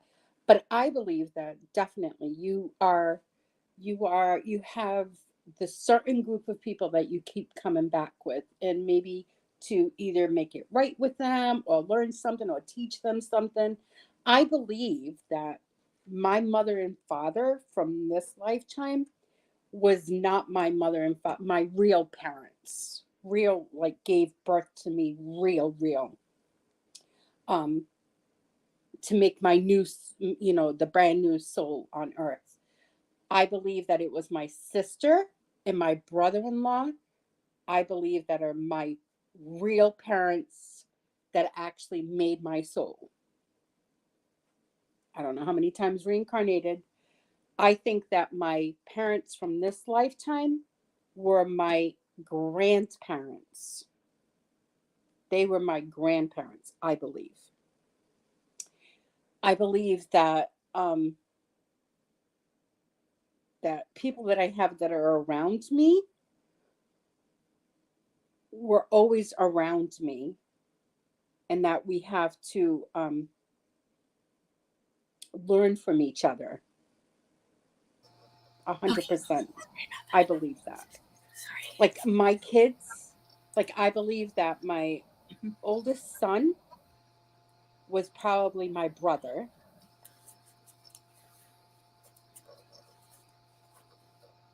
Wait, did I put you on pause or am I frozen? No, no, no. I'm Oh, here. okay, you stopped. No, all of a Yeah. sudden it paused. I'm like, wait a minute, did I freeze? Lisa See, said that, yeah. Zach says genetic memory. Animals have that, I believe it too. Yeah, because it's an innate thing that as soon as they're born, animals have that natural abilities. So I do believe it's genetic. Mm-hmm. Angie says, I do think we meet the same people. I met a girl for the first time and we both felt the same way, that we were together in a past life. It was a strange feeling. Zach, is Yeah. that your wife or is that was somebody totally different? I'm just curious. Yep. Really, Lisa? You believe that your aunt killed you in a previous life? Oh, that's creepy. Now, okay, I don't know if you want to talk about this or not, but do you have a good relationship with your aunt now? Or I'm just curious because that's creepy. That would be scary.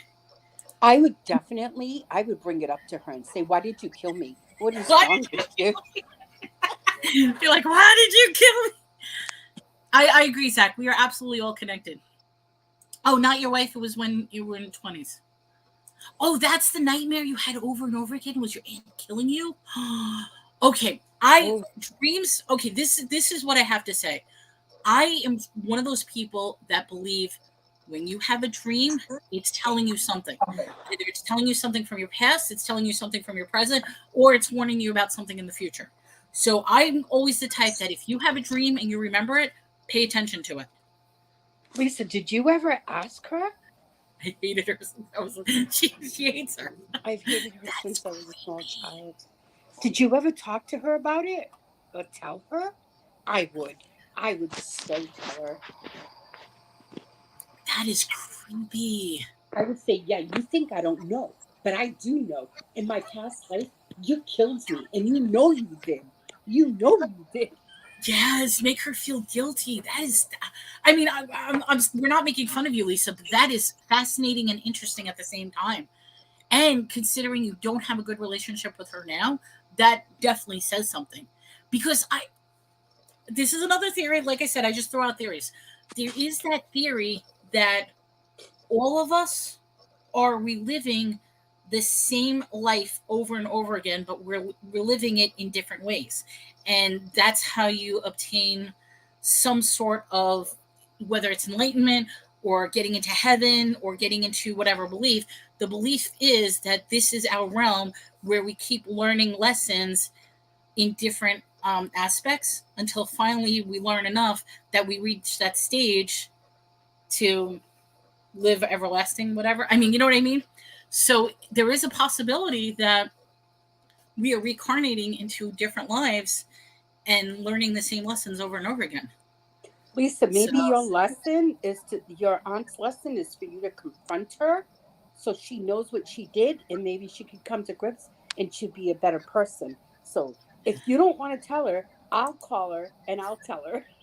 she's always been a nasty person. That could be what her journey is through life, is to get past the nastiness and become a better person. That might be because that's what they're saying. There's the theory that we're on Earth, that we're a prison planet and we're prisoned in our own hell. And that's what we have to do, is we have to learn the lesson in order to get out of the hell cycle that we're in. So that's an interesting theory too. What does that say? My mom says we get to choose our own parents in order to learn what we need to. Mm-hmm. That's interesting. My aunt is super religious and doesn't believe in this kind of stuff. Well, No, well, wait. Oh, go ahead. Go ahead. I would still tell her. I'd probably tell her, I know you don't believe it, but it's true. And you're nasty and you need to know that you did this and you need to believe it and so you can change. And if you don't change, that means that you're not religious and you're not going to heaven. Oh my God, this is, and you know something? Okay, I'm just gonna say, not everything I say I believe in. Even the stuff that I say that comes out of my mouth is hilarious at times, and that's why it's entertainment purposes only. Believe me, if I got to choose my own parents, I would have never chosen. Aw. Well, you were in a different realm and you chose them for a reason. So you need to learn what you need to learn. Yeah, but you know something? I also think about this. What happens in cases of like foster kids? Like, to me, that's like so tragic. Or even in the cases of abortions. I mean, you didn't even get a chance to live your life. It was instantly taken away. So I wonder if that's the glitch in the matrix, that you end up not getting a chance to explore your life because it was tragically taken away. Well, in that case, the lesson would be on the other person learning something from that experience. Yes, Yeah. that's right. Send it to me, Lisa, and I'll have a talk with her, and I'll do it for you. I have no problem calling out people. Suzanne's like, I'm gonna call him out. I no, I Bring him because out. I'm gonna call her out. as long as it's the truth, I have no problem. Just like if somebody was to call me out on truth, I have no problem because I'll admit to it. But if it's lies, then you see me come out in fighting. So I think, what are we on the next? Oh, we got some more. Ready for another one? Here we go. Already. Got Nicolas Cage and his doppelganger. 100% that is the same person. Even the ear. Well, ears. Everything. Okay. Nicolas Cage. First of all, I think he is an underrated actor. Oh God, It does. yeah. It does not matter what movie you put Nicolas Cage in. It is going to be horribly good. And I say horribly good because Nicolas Cage mostly picks movies that are horrible. He really does. But he puts so much passion and acting experience. And in fact, there's a video on YouTube of all of Nicolas Cage's screaming moments, where in every single movie, all he does is go crazy. You got to watch it because this man is so eccentric, and I absolutely love him. And he's crazy as hell. I mean, as far as Hollywood goes, he's the guy that collects the weirdest shit. He buys weird things. I mean, I love Nicolas Cage. I could watch any one of his movies and just absolutely, I just want him to keep acting for like the rest of his life. He's That's definitely eccentric. Yes, absolutely love him. Wait, it would cause a huge amount of drama with the family. She's 85 now. Still, she's alive. It doesn't matter her age. She needs to hear it. And the drama will go away. Yeah. The drama will go away. So She might I be say, there. here, they're rooting for you. Susanna's going to straighten her out in just a few minutes, and she'll be a totally different person. Yep. You go, Susanna. And if she doesn't want to listen to me, that's okay. But you know what? She's going to be thinking about it for the rest of the years that she's on Earth. Okay, so who else do we have? How about this one? Any Harry Potter? We call him Pottyhead, but that's Ron Weasley. That is Ron Weasley from Harry Potter. I forgot. Susanna is a Harry Potter fan. Not that I forget, because I usually send her. I have to send you your Harry Potter stuff. Anyway, that is, yes. Ron Weasley looks like David Wilkie. David Wilkie. Yeah, Sir David Wilkie.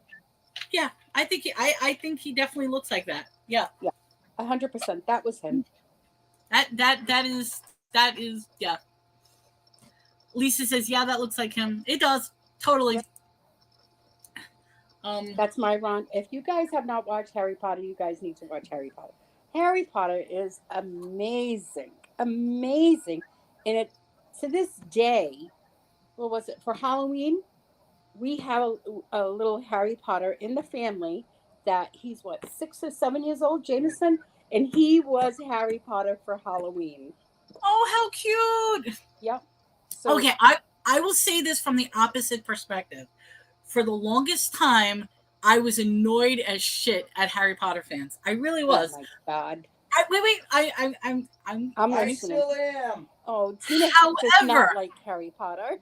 however, I watched the first one and then watched all of them.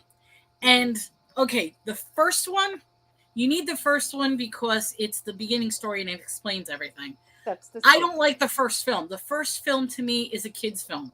The rest of them, however, is a damn adult horror film. So It's not if you horror. take away the first, it is.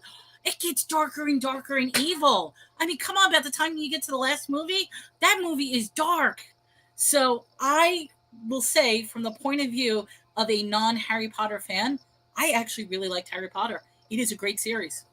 It's So- amazing series. And the thing is that I never watched the film unless I read the book first. So the book is, of course, 1,000 times better than the film, because the best thing is your imagination, right? Now you have this whole movie going on in your mind, and then you watch the movie, and the movie did it justice because there was a lot of parts that they did not touch on too. And Zach, yes, I collect the wands. I collect Harry Potter. I have my Dobby, my little Dobby that's still in the plastic bag. That when it movie before it came out, Dobby's movie, that I have it. It's there in the plastic bag. Nobody touches it. It's right there. It's looking at me. Phew. I just want to see. Do they have the? Thank you. Yeah, the books, and you know what I used to do too was the books on DVD when I would drive to work, because I had like a 45-minute drive. I would listen to the books while driving. I love it. Love it. See, I was going to say they also have the Harry Potter adult toy selection too. Hmm. And I'm talking about like fun toys, but I guess I guess I have to be good because we can't talk about that. Here we go. My son loves Harry Potter. I didn't watch the movies until about 5 or 6 years. Yeah, like I said, I've never read the books, but the movies were good. So if you've never seen the movies before, just look at it from the perspective that the first movie is a kid's movie. Once you get past the first movie, it gets darker and darker and darker, and it really is a good series. Do you know Yeah. before the books would come out, right? The night that the books would come out to the stores for public, right, to purchase, I would take my kids at midnight. And of all stores, of course, Walmart was the one that was open 24 hours. So we would have to drive like 25 minutes to a half hour away from us to go to the 24-hour Walmart, take my kids Oh, on we a lost Thursday you. night. Susanna! Are you there? Uh-oh. Is it both of us or is it just her? I'm here. Oh, now I hear you. Okay, I'm sorry. It was actually me. My internet went down. Keep going. I'm sorry. So on the night that the books would come out, it would be a Thursday night because the books would come out on Friday. So at midnight, we would go to the 24-hour Walmart, which, like I said, it was a half hour away. Take my kids, go there, and they would dress up like, with the little costumes, and I had my cape too, and we'd go buy the books, and I'd buy them each a book. I love, and that's a great story because it encourages children to read. I think that's the biggest issue right now is that parents do not encourage their children to read. They don't. I'm not saying all parents, but I'm saying the majority. It's more texting and scrolling and doom scrolling, and that's why nobody can pay attention to anything anymore. I was a teacher when they first came out, and I read them. You must have been an awesome teacher. Yeah. That's awesome. I love that. I mean, for me, like in school, I feel like reading wasn't a major thing. And I remember getting into a fight with one of my English teachers who gave me an assignment. because I was so aggravated. I was the type in school that I didn't have to study. I didn't have to do anything. Just give me the test. Here, I aced it. And I never paid attention. So I really breezed through school without an issue. And I remember one of my English teachers really said to me, she's like, here's the deal. I'm giving you one book to read. And this is your one and only grade. She says, I don't care about the test. Because she said to me, she's like, I know you're going to ace all the tests. She says, you need to read this one book and this one book alone and give me a full report on it. And that is what your grade is based on. Because she says, I'm not even going to look at your test. Mm-hmm. And the book happened to be One Flew Over the Cuckoo's Nest. Oh, God. She knew you well, didn't she? She knew me too well. But here's what the interesting thing was. And I mean, this is actually a weird thing to admit. That was the very first book I read because I never had to read books. I literally, I was the type when they would give a book to read, I would open up a couple of pages, take my finger, go like this, and then I would be able to say, okay, that's the summary of the book. And I had all the answers right. You know what I mean? I never had to read the book. And she knew that. It was just a weird thing. And that's why I said I really didn't exist in school. I got straight A's. I was like the smart one. I didn't exist in school. And I'm like, whatever. Yeah. So, but yeah, that was the first book I actually read was One Flew Over the Cuckoo's Nest. Wow. Yeah, it was a good book. Yeah, definitely. But that's the thinking of like 80 things at once at the same time. I'll be honest, all the books that I was supposed to read, I never actually read because that's what I said. I could simply just open up the book, read, like just scan a couple of paragraphs, close the book, and then I would write a book report on whatever it is. And the book, it would be exactly what it was because it was so, like the books that I was reading, I knew exactly what was going to happen without actually reading it, if that makes any sense. So you would digest the whole book in a couple of paragraphs. Correct.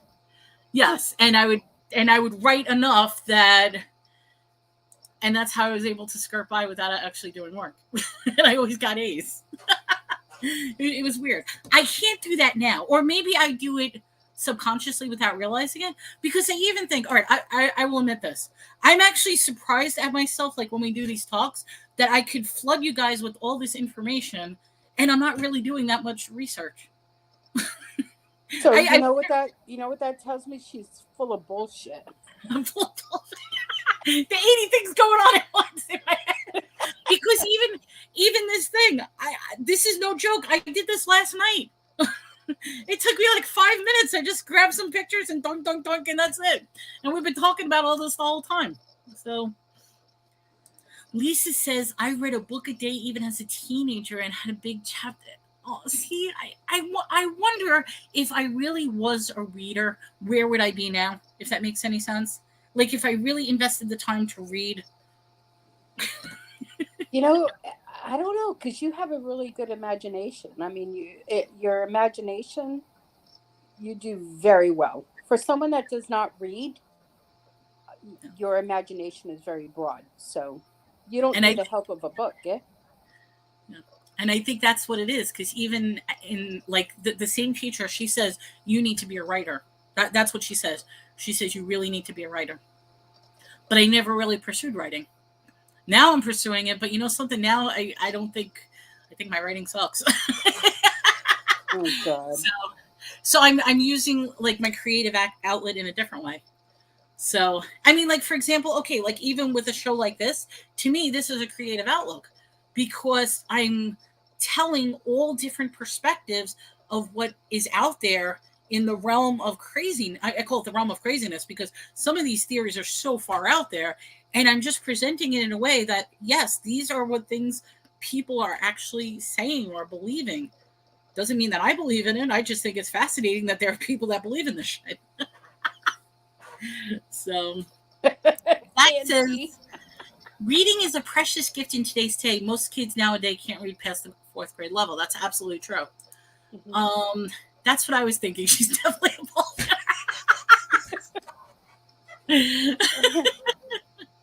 I am. I know, it's all bullshit. But you know something is, how far is the level of bullshit? Because like I said, some of this stuff is crazy. Oh God. Okay, we were on Harry Potter. Potty heads. She does. I know. Susanna doesn't like when I say potty heads, but I call them potty heads.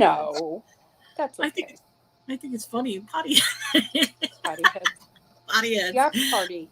We're party. Here we go. Yes. Charlie Sheen and abolitionist John Brown. See, Charlie Sheen has such distinctive features, and then you look at abolition, and I mean, it's like, it's weird features. I totally see this. I totally see it. Yeah. Lisa says, I have one daughter who loves to read and the other who struggles with reading. And you know something, that also, if you don't mind me pointing that out, Lisa, I find that very fascinating with either actual twins or siblings to begin with. And we haven't even talked about twins yet. We should talk about twins. But when it comes to siblings, it's amazing how one will have a completely different personality than the other. Because you would think they're growing up in the same household, they're getting the same information, they have the same genes. What makes them so completely different from each other?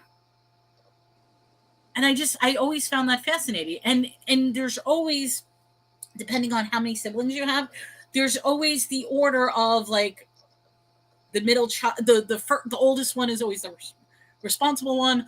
The middle child always gets stuck in between. The baby of the group is always treated like the princess. You know what I mean? So it's, I rack up really high on the bullshit. I don't know whether to take that as a compliment or an insult.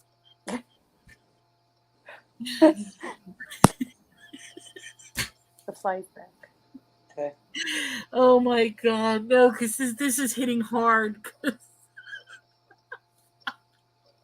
That's hitting hard. No, that is hitting hard, because I said something to someone yesterday, which, like, I'm like, you can't read through my bullshit. That's what the problem is. So that's hitting close. I'm sorry. But anyway, what do we think about Charlie Sheen? I honestly think that is a very, very, very strong resemblance right there. So wait a minute. Okay, Lisa, just backtrack for 1 second.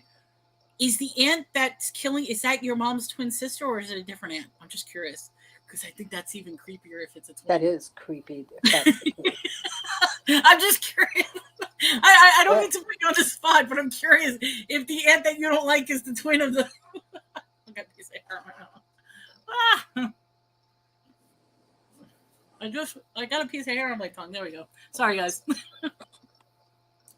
There you go. It takes one to know one. Angie says her children are total opposite as well. Yeah. Yeah. I want to go back to this question, because I think that's well, here's a question. Okay, aside from Lisa, who has twins in her family, does anybody else have twins in their family? I'm curious about that. No, the one that killed me was the older sister. Okay. Angie's like, I'm definitely a bullet too. But Angie, I absolutely love your stories. Like, if nobody has subscribed to Angie, definitely subscribe to her, because she does these wonderful stories about her life. And so, and Angie says she's the middle child. What is it? I love you, and there's nothing you can do about it. Yeah. I love it when she says that. Well, come on in, neighbor. We barely talked about twins. And I mean, twins have their own mystique about it to begin with, and creepiness. Okay, so every single psychic I have ever went to, and this is the truth, I've gone to a lot of psychics. Some of them are really bullshit, but every single psychic has always said, I am going to have twins. Now, I'm under the sign of twins. I'm Gemini. So maybe that's what they're sensing. And obviously, I don't have any kids. I'm never going to have kids. But it's like, it's interesting that everybody says, you're a twin. So it makes me wonder, okay, A, was I supposed to be a twin? Or in another life, was I a twin? Or maybe there's some story behind a twin, or maybe it's just me. Maybe I'm two different people, and I'm actually like I don't know, like who knows? Zach says I'm not a twin, but my father is a twin. My grandfather was not a twin. Twins in my family have skipped generations. Not really sure what that's about. That's usually what happens, Zach, is twins usually skip in generations. But a lot of families, and that's why I ask about twins, it will run in the family. So definitely runs in the family. So let me ask you, do you think that let me ask you a question. Yeah. Do you think it's the man or is it the woman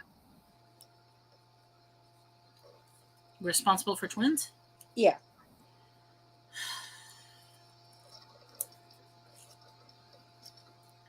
The whole, okay, you have to look at because I know what the answer is.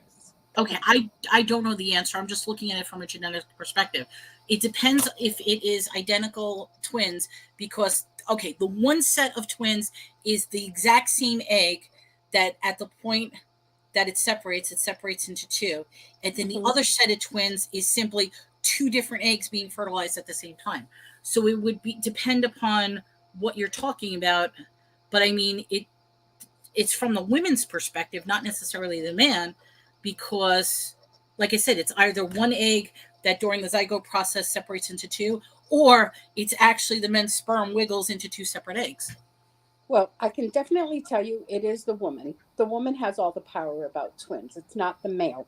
Okay. Mm-hmm. So say if the guy is a twin, right? And he has a brother that's a twin, it doesn't mean that he has these powerful sperms that are going to cause the egg to break.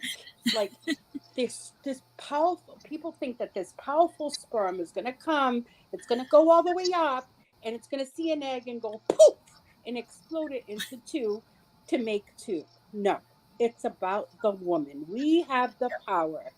We have the power to split the egg. It's not the powerful little sperm because the power of the vagina. Yeah. It's got nothing to do with the guy. It's got everything to do with the women. The women get the gene from like their father, but it's not about the sperm. The sperm is not that powerful. The only thing is, I know what you're saying, because that's what I was saying. It depends on the two.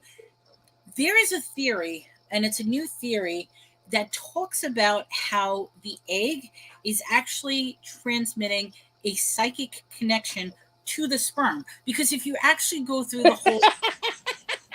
Look, what do you to me? Look, I'm going to hypnotize you. Come to me. I know you can do it. Swim. Because... Just keep swimming. Just keep swimming. Just keep swimming. Am I really listening to this shit? If you look at the life cycle of the sperm, they are never meant to fertilize the egg. That's why men will shoot out like 10,000 sperms all at once because I can't believe it. Because they're never meant to make it to the egg. They are going to be dying in the canal. They are going to be burnt up by the body heat. They are not going to be swim. There's going to be one poor one that doesn't have a good flagella that's just going to be like going into the wall. Some of them are just going to go around in circles. Other will be like, oh, I'm too tired. I can't do it. So the fact is that little swimmer makes it all the way to the end. And then not only makes it to the end, and they're all clutching to the egg, and none of them can get through. They really believe that there's a psychic connection that literally the egg will be like, you, I want you, and will draw that particular sperm in. No. I literally think that the egg has an apple and it's coercing the sperm with the apple. Come to the apple. Men have horrible aims, so they spurt out.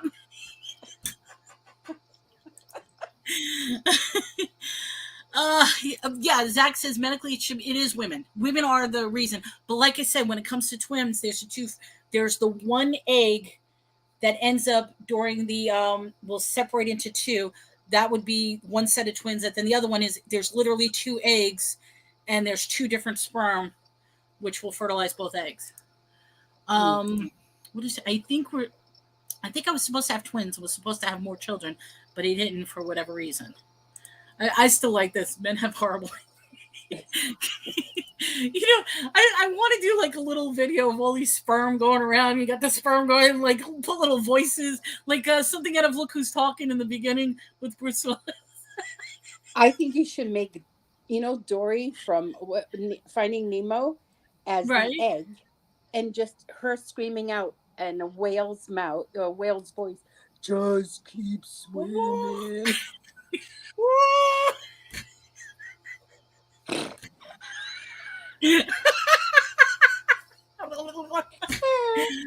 my God, I'm gonna die here.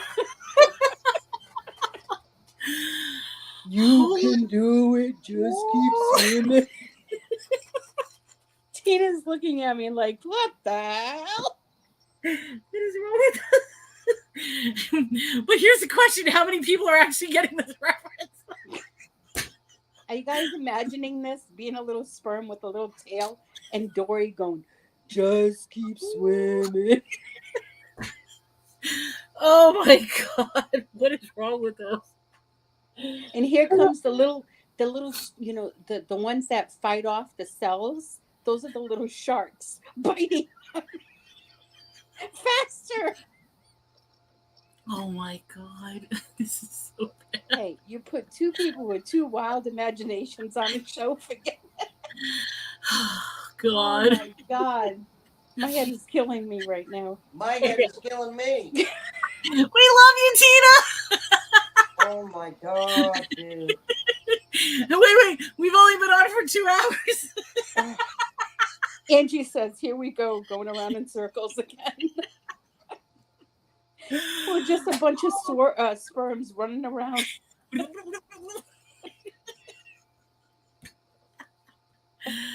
The opening sequence to Look Who's Talking. That's exactly what I'm talking about. You got the little sperm around, get around, I get around, and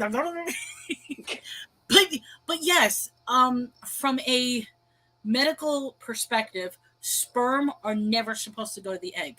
So Lisa, no, I'm not going to be on your show on Monday. Tina's having surgery on Monday. I never said yes. Aw. I'm sorry. Maybe the following Monday. I don't know. Aw. All right. So, yes, medically speaking, for a sperm to go to an egg is almost impossible. And the fact that it actually does happen is the miracle of life. It really is when you follow the sperm. So there is the belief that the egg will call onto a specific sperm and says, you are chosen. Come on in. Hey, imagine that ugly looking sperm of that old man, that John Brown. He must have been an ugly looking sperm to create that. I'm sorry. It's true. Can you just imagine the face of that sperm, that it looked like that? Like I would tell my egg, run, hide. He's scary looking. Well, here's a little tidbit fun, has nothing to do with what we're talking about. But I don't know if anybody knew this. So there's Charlie Sheen, Martin Sheen, and Emilio Estevez. Charlie Sheen is actually Charlie Estevez. Their name, Martin Sheen and Charlie Sheen, are stage names. Their real name is Estevez. Right. a lot of people didn't know that, so it's just a funny thing. So, but okay, yeah, I'm putting movie shit in. I don't know why I keep talking about movies. So John Brown was before Coke, and Charlie Sheen is after Coke? Yes, absolutely. This is before drugs and after drugs. All right, let's see. Who do we have next? Oh, this one's my favorite. You ready? Chuck Norris. No, I don't see that. Chuck Norris and Vincent Van Gogh. Vincent Van Gogh. He looks like Billy the Kid, kind of. He doesn't look like him, but he reminds me of that character. Yeah, that's exactly what I was saying. Some think it's easy to get pregnant. It's really not. It is almost, if you look at it from a medical perspective, it is almost impossible to get pregnant, what that sperm has to go through and all the battles it has to go through just to fertilize that egg is amazing. And that's why I tell my kids they're perfect, because they're perfect. Yeah. Oh, Lisa's like, nope, only the same beard and hat. Nope, he doesn't look. That's it. Nope. No. No. Okay, I guess I was pushing it with the. I thought it was funny. I was like, man, go Chuck Norris. I will be sad when Chuck Norris finally goes, because like he's immortal. We love Chuck Norris. You don't hear about him too often though. No. Oh, here we go. New topic. So, we were discussing this last week. Well, not last week, 2 weeks ago. We started talking about how people in the past looked a lot older for the age that they were than people now. So, Yeah. in other words, for example, I am currently 43 years old. A lot of people do not believe I'm 43 years old. They think that I'm a lot younger. And when you look at what a 43-year-old looked like in the past, a 43-year-old would look like they're in their 80s. All right, let me do a service announcement. I'm actually 74 years old. No. I am. Are you serious? Yes. You're shitting me. Nope. No. 74. I would never have thought that. Yep, I'm 74. I never tell anyone my correct age, but I was telling Tina I'm gonna just let it out. Yep, 74. Susana, okay, I'm shocked. I would not have believed that at all. Yep. That is amazing. 74. Norris needs to cut off his ear. Welcome back, Rich. You fell asleep for a little bit. Susana, that's amazing. Okay, you look, and here I'm telling you, you look incredibly beautiful. Wow, love it. I guess I'm in the same boat as you and Angie because I'm a great bullshitter. Okay, I was gonna say you're not. All right, you're not. I was gonna say there's no way that you're 74. I wanted to be in the big bullshitter land too. You can't. Okay, here's the thing. All right, I will be honest. I do not take jokes well. I really don't. When people joke around me, I really think they're serious. And I have that would be really scary. That would be really scary. Now I was going out on a limb, and people would say, "Yeah, you kind of look 74," and then I would have been so depressed. No. I was waiting for that to happen. Well, you know something? Okay, I will say this. I don't know if my mom's still. Is my mom still here? No, she's not. She jumped in. She jumps out. I'm going to talk about her anyway. She just retired. She's 65 years old.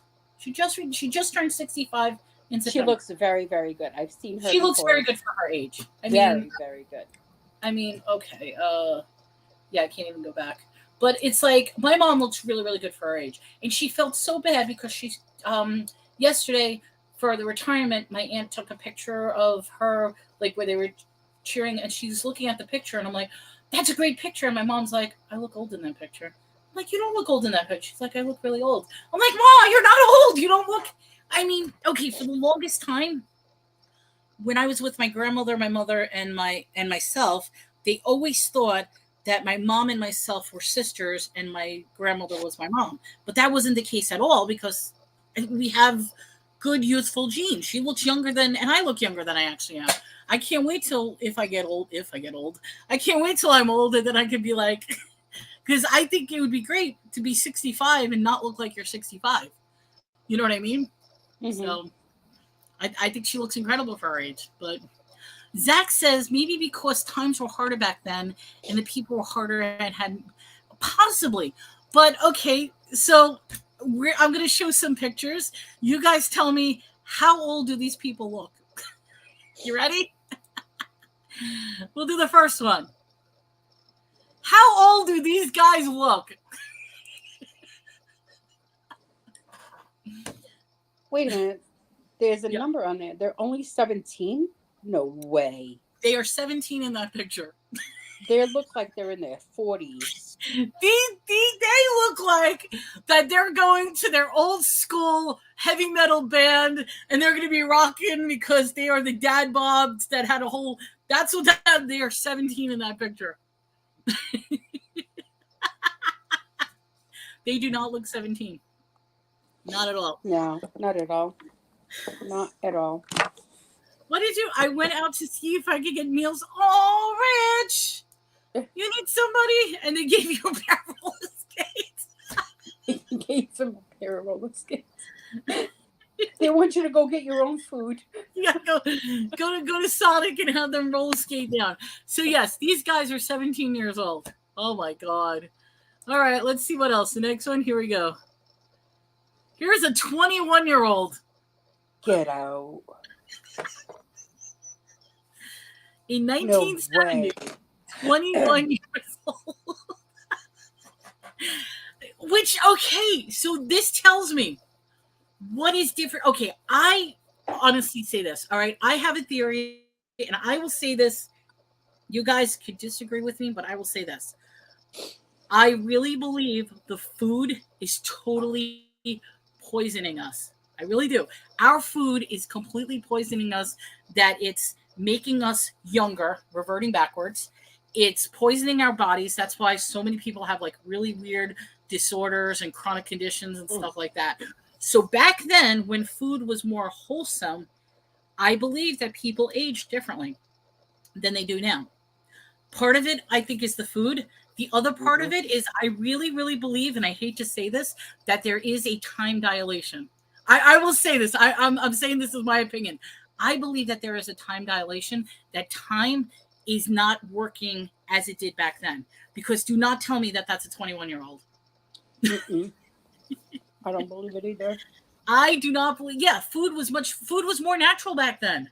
Now, whatever it's doing, it's like disrupting our bodies, where it's causing our bodies to do weird. I mean, look younger. I'm sorry. Yeah, we're like food is making us look younger. Yes, because even we are getting earlier menstrual cycles for females. Like the average back then menstrual cycle, you're talking about 13, 14 years old. Now there are girls getting menstrual cycles at 6 and 7 years old. So it's weird how I really believe there's a time dilation. There's an interesting movie. I forget what the movie's called. I think it's called The Cave or something like that. The premise of the movie, if anybody saw this movie, you'll know what I'm talking about. But basically the premise of this movie was these group of people are looking for their professor who disappeared in the cave. They go down into the cave, and when they're going down into the cave, they realize, looking up at the cave, that there's this light that keeps flashing. The light keeps flashing, flashing, flashing. It turns out that the cave had a completely time dilation, where the flashing that they were seeing was actually the sunrise and sunset.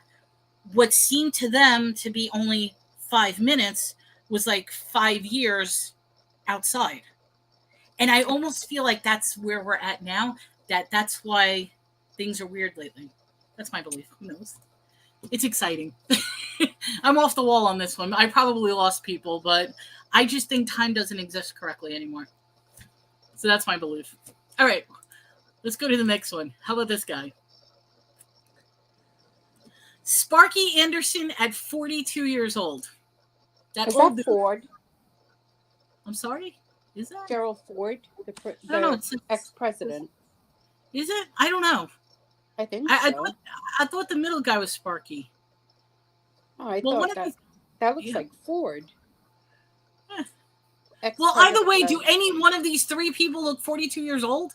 None of them. No, they look like they're in their, I would say, 70s.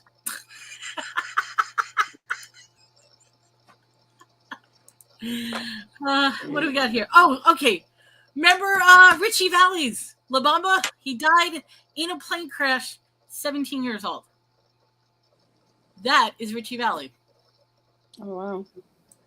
He does not look like a 17-year-old. No.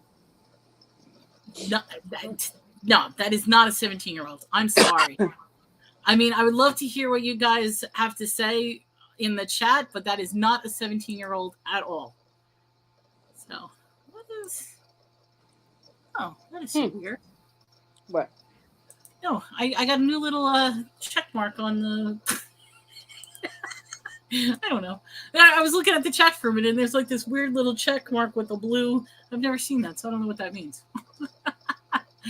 But that's Richie Valens, 17. He's like, da da da da, bumba, da da da da.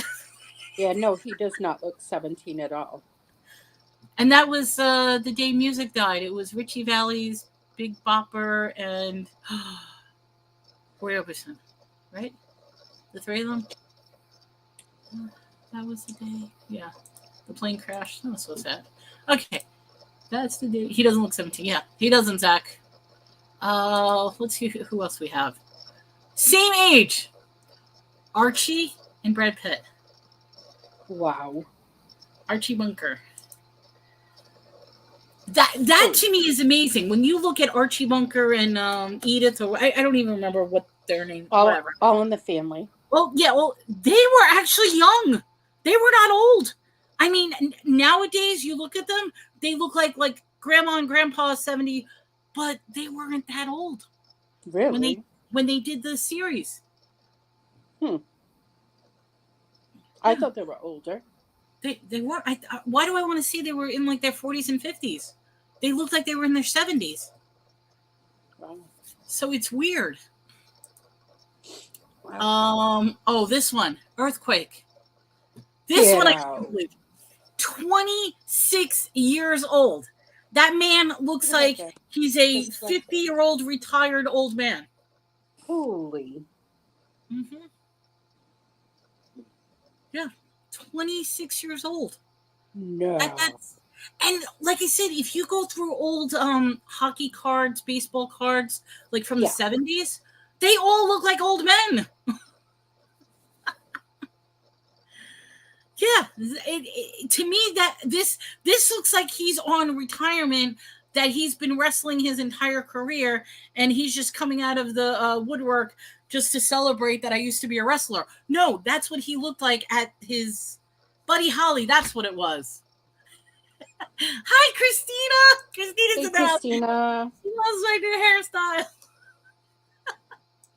So, like I said, this is the guy, 26 years old, at the height of his career. He looks like he just crawled out of retirement and. Wow. But that is WWF's Earthquake at 26 years old. That's crazy. That is absolutely crazy. And I'm thinking about, think about other ones, like Macho Man Randy Savage, Hulk Hogan. Mm-hmm. Think about them in the 80s compared to, and it's like, they did look older. They were young. Yeah. I mean, the fact that Hulk Hogan is still alive, you know what I mean? It's like, they were young back then, and they still look old. Oh, steroids would do it, but here's the question. What about all the other pictures? So steroids ages people? Yeah.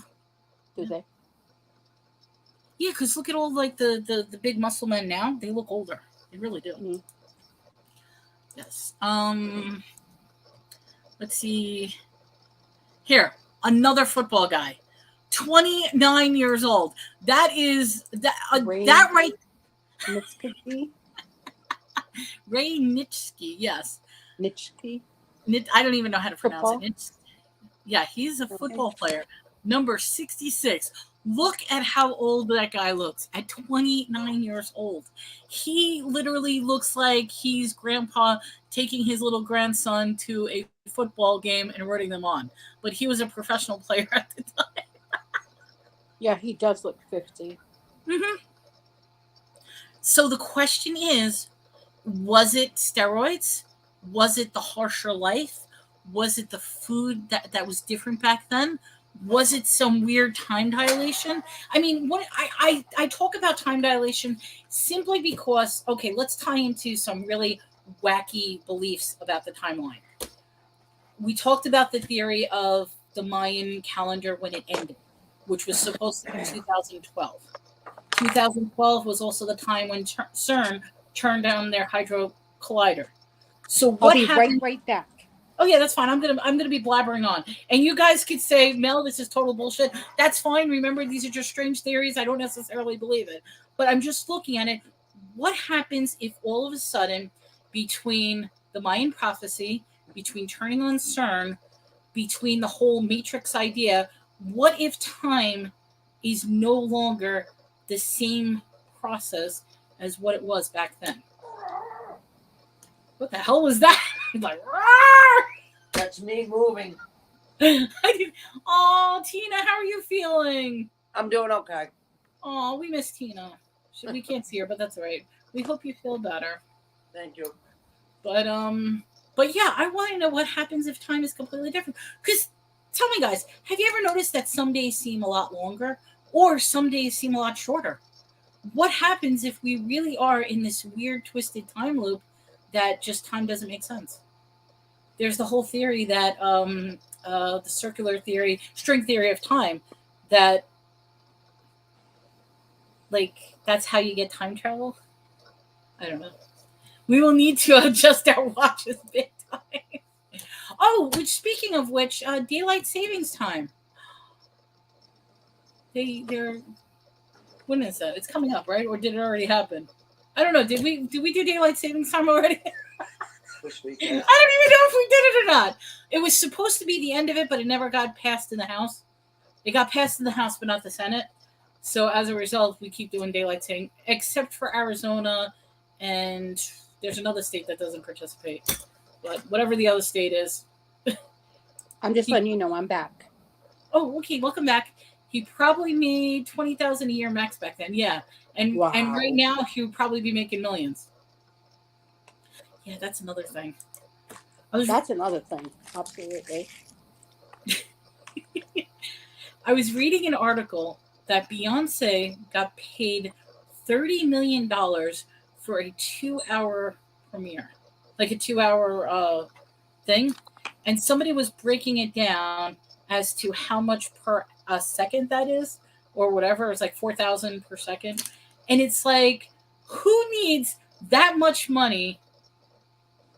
And what do you do with that much money? You can literally take that 2 hours worth of work that she earned and spread it amongst everybody, and it makes no sense as to why people have no food or have no shelter or have nothing over their head.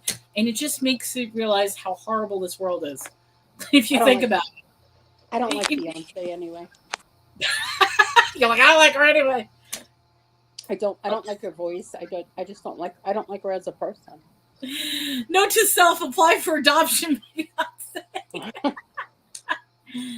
Well, even Taylor Swift. I'm on the Taylor Swift harvesting energy cycle. I really am. I really She's believe. Another weirdo. Well, I'm going to agree that her concerts are energy harvesting things, because Taylor Swift is now the first female artist to be a billionaire strictly on music alone, not counting all her other endorsements, strictly on just the concert music. She has become a billionaire. They just did the statistics on that. And now she's dating some guy who's in football, and right. Tina is like off the wall on this one. She does not like it. She's like, what did you say about her? She's a piece of shit. I want to watch football. I don't want to watch her, so cut the shit. I'm telling you, her concerts are energy harvesting. If anybody doesn't know what I'm talking about, there is that theory that when you bring a mass amount of people together, that brings a perfect opportunity to harvest energy for nefarious reasons. And well, look at the energy that's going on. So yeah. Okay, is that why when you leave the concert or leave a place that you're totally exhausted? Well, okay, you could look at it from a biological perspective, and it's the whole idea with the endorphin and the dopamine cycle, that it raises up during the height of enjoyment, and then when it starts coming down, your body crashes, which is similar to the whole sugar cycle with your system. Same thing happens with your endorphins. So yes, you'll get exhausted, you'll get tired, you'll get forgetful. They are saying that Taylor Swift is literally creating amnesia for people who go to these concerts, because at the end of the concert, people are not remembering what happened at the concert. There you go, Zach. She's a vampire. She's a vampire. And Christine said, tell us how you really feel, Tina.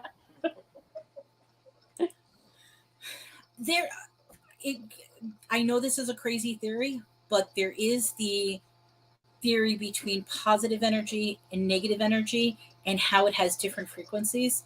And the fact is, right now, this world is at a height of negativity. Think about what's going on, which I really don't want to talk about this, but what's happening over in the Gaza Strip, Israel, what's going on there. Think about what's going on just in the world in general. And you get these different frequencies up and down of positive, negative. The fact that, and I hate to say this, how many mass events are happening. You know, pew pew, what I'm talking about right now. I can't say the words because we've got to be careful. But these mass events that are happening where people are literally losing their minds and going crazy. I was reading an article about what's going on in Israel. Is a lot of what's happening is because the Hamas is on a drug and they're giving them this street drugs, which is making them literally invincible. It's like they have no sense of self. They don't have to eat. They don't have to drink. They don't have to sleep. And it just makes them into this rich, right there. Speed was like that in the 60s. So when you start giving people either drugs or you start giving people fear propaganda, you start giving people paranoia propaganda and start working with this, you are dealing with some messed up emotions. And when those emotions are at a height, they say the masses are asses, because when people are in a group, they are going to do stupid shit together. And I think that's what's happening. And if you can harness the energy, it's interesting. You're in the middle of no energy. We've got no energy whatsoever. What? Hello. Sorry. Oh, I'm why going are to you put sorry? myself on mute for a minute.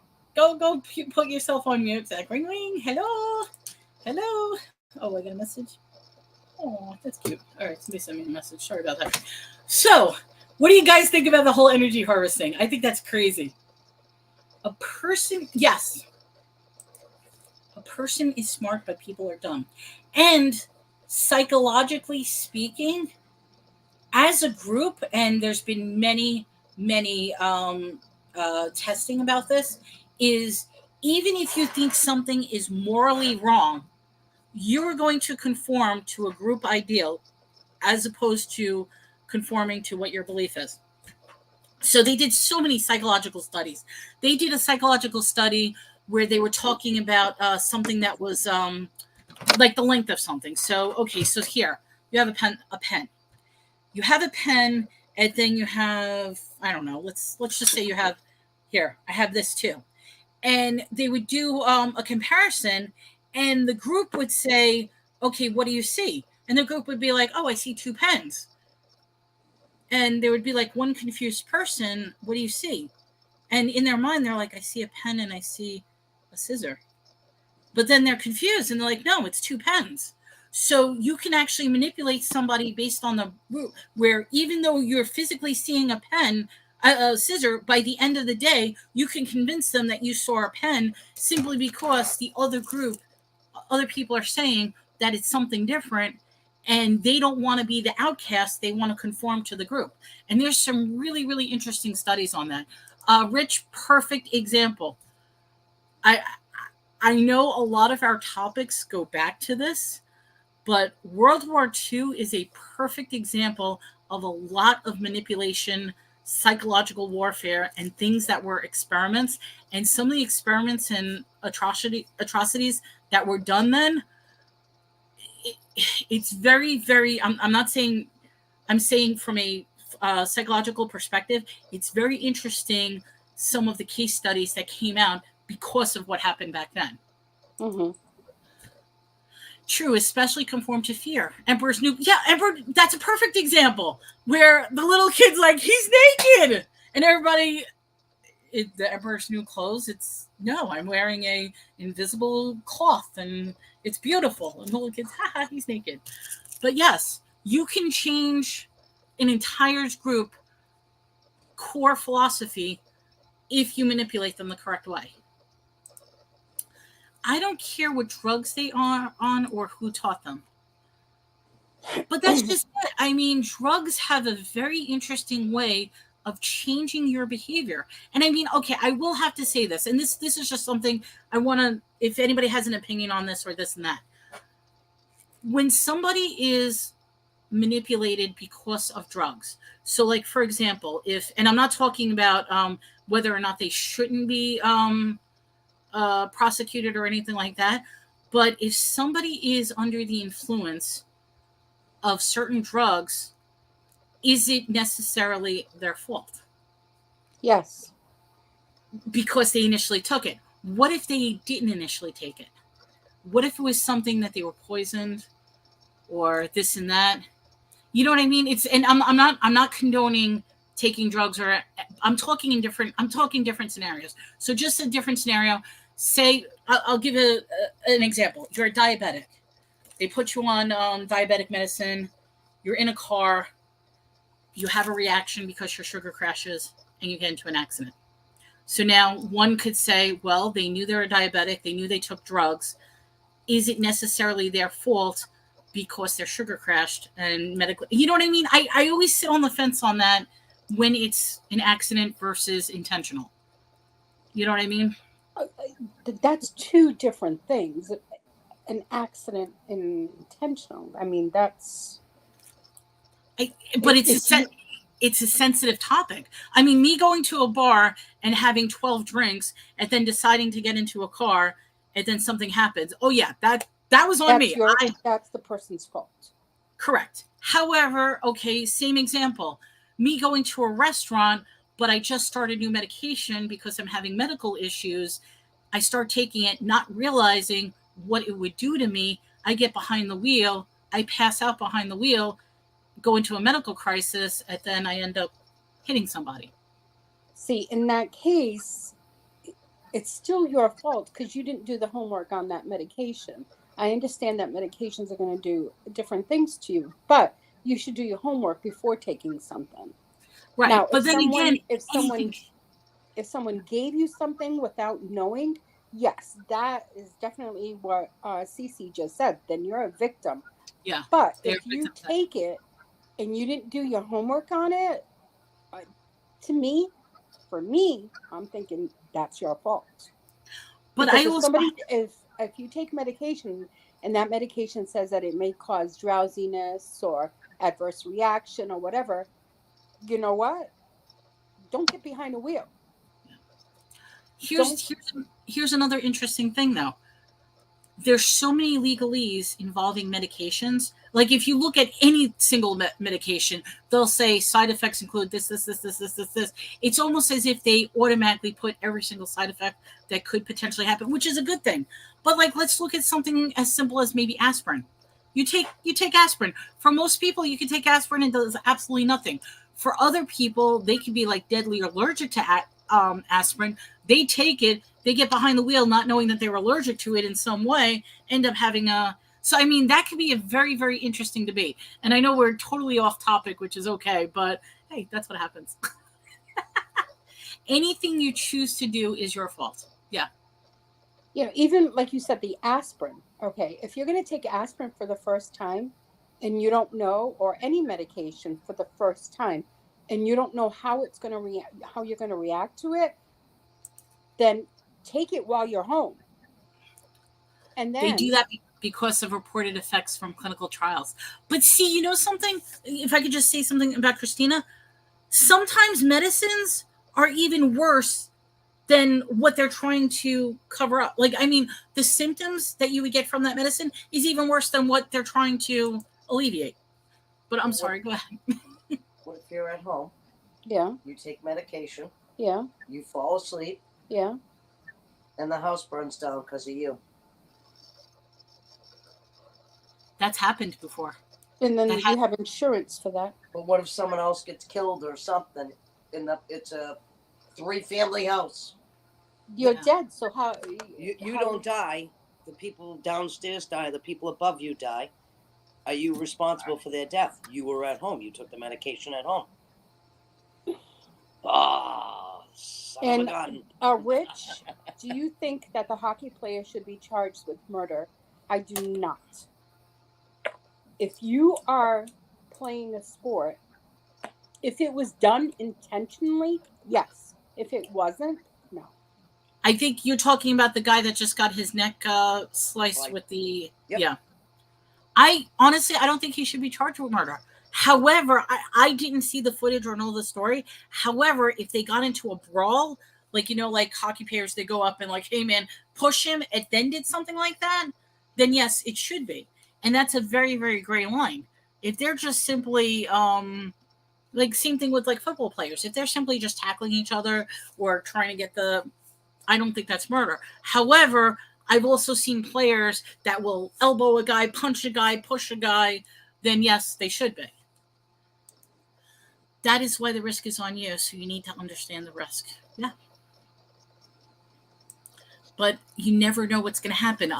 There's that crazy story. I referenced this story because for me it's one of the most unbelievable stories, but it's absolutely true, about the Floridian guy who took Flocka and became a werewolf and went up to a homeless man and ate his face off. True story. It's a crazy story. There's videos of it all. He took the drug and they had to shoot him in order to put him down because he literally thought he was a werewolf and took the drug, went naked, went running up to just this homeless man, knocked him down, and started eating his face. And then when the police came, he killed the guy. When the police came, they had to shoot this guy multiple times because no matter how many times they shot him, he just kept eating the guy's face. And that's how crazy what drugs could do to people is it literally shuts down your fear system. They could give you super strength. It completely manipulates your sense of fear or your sense of responsibility. Oh, it was bath salts. Yeah, but Flocka does that too. There's some stories about Flocka too. Getting into a car is a risk. Absolutely. And Rich is like murder for sure on the with the hockey player, or were you thinking of something, or what I was talking about with the guy on the drugs? Because yeah, that was murder. They shot him. But yeah, bath salts will do that too. We're crazy. You're still on mute, Susanna? No. I'm listening. Okay. I am listening. It's crazy. It's crazy. I've watched hockey since I've never seen a player do that move. Okay, so now see, here's the thing. I don't know what happened with that player. I just heard the story that his neck was sliced and he ended up dying. Was it actually a fight? I mean, if you could put it in, did the guy have a fight or was it accidental? Because I don't know what the story is. They wouldn't release the footage.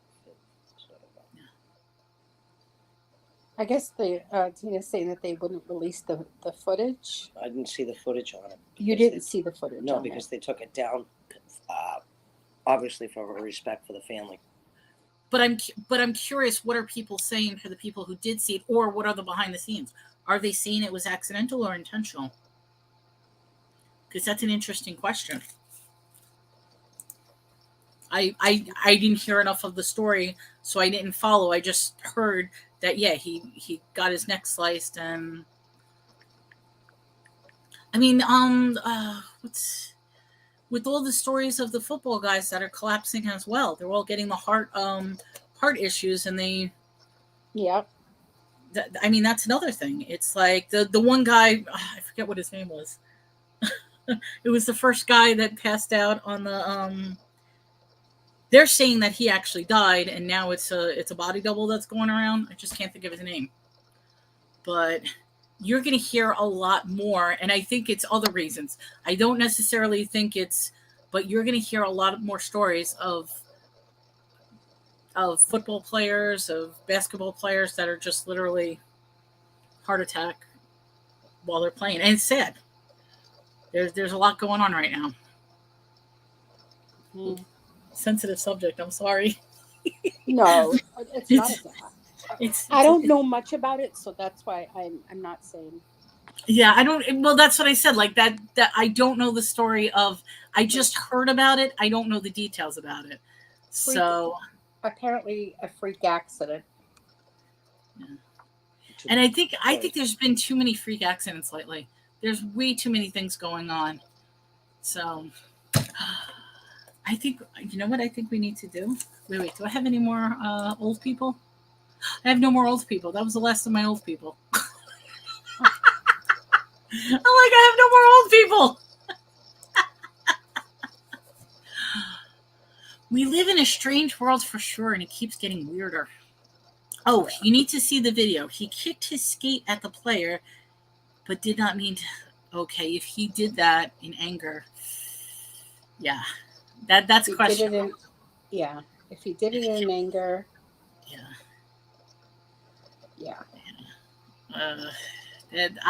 We're gonna see what happens on that one, because that's. I mean, like I said, there's been so many weird. I don't know if you've heard about that bridge, that glass bridge in China that people walk over and they say it's terrifying. Oh, that because crazy bridge. Okay, it collapsed. Like 5 people died. Like they were on the bridge and the glass collapsed. Yes, and I'm like, that is my fear. Because I would be the type that I would be crying because I wouldn't be able to cross. I have a deadly fear of heights. I wouldn't even go up there. No, and the fact that it collapsed. Oh. No. So the player tried to get up and go back to the bench. Oh. Oh, and it's. Oh my God. That's so Imagine sad. the family members watching that. Oh. That's horrible. I think that's the worst though, is when you actually see it on film and people watch it over and over again. That's just. All right. Guess what we need to do?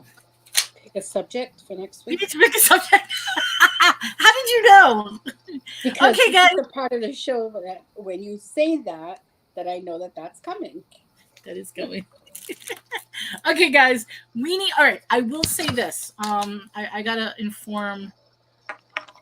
I will not be here on the 16th, which is in 2 weeks. So. Me either. Was that for real, or is it just because I'm not here? No, I'm not, because Tina has a doctor's appointment that day. Okay, then that's perfect. I'm both not gonna be here. See, originally Susana wasn't going to be here to begin with because I'm not here. However, she's not going to be here either anyway.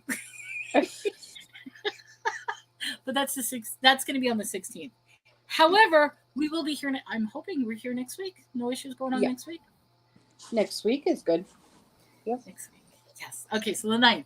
So, guys, do you have any topics, or Susana, do you have a topic you would like to discuss?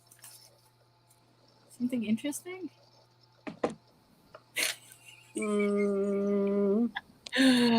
Well, okay, I will talk about some of the things that we wrote.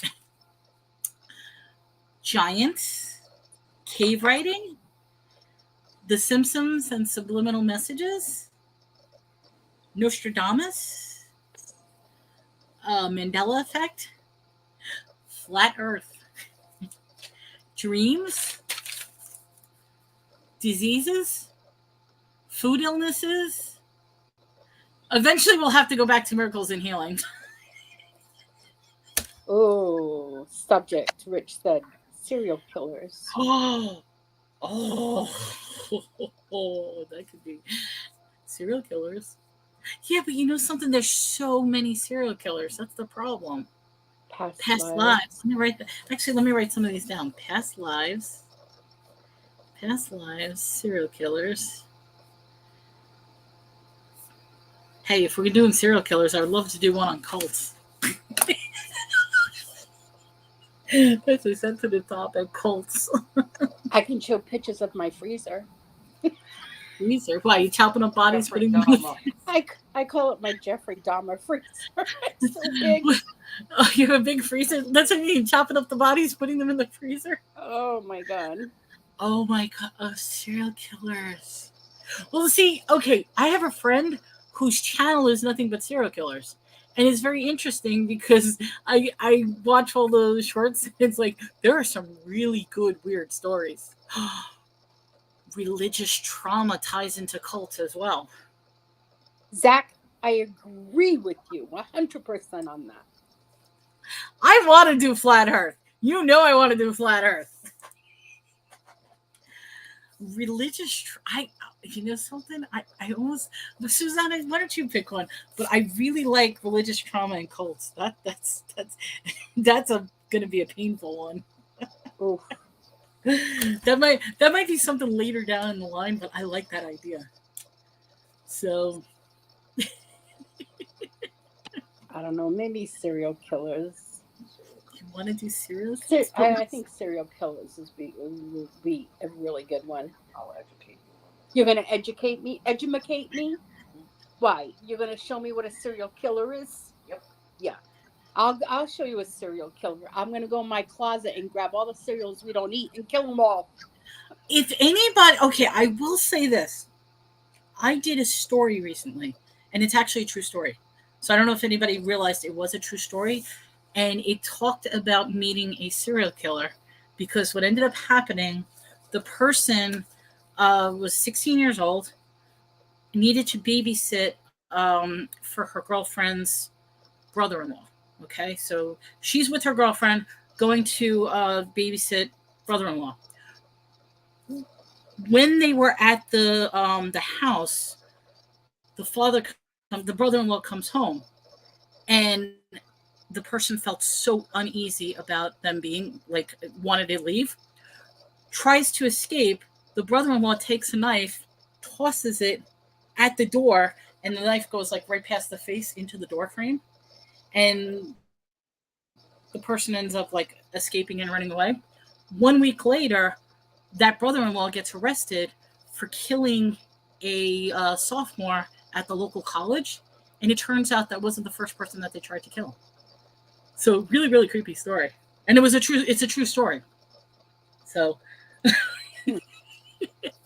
Susanna went silent on that one, but I'm sorry. Oh, take care, Lisa. Have a good one. We're wrapping this up. We're just going to figure out what show we're going to do next week. I have no idea. Are we doing serial killers? We're just like serial hockey players. But yeah, I mean, we could talk about serial killers. What do you think? Is there anyone in your life right now that you think could be a serial killer?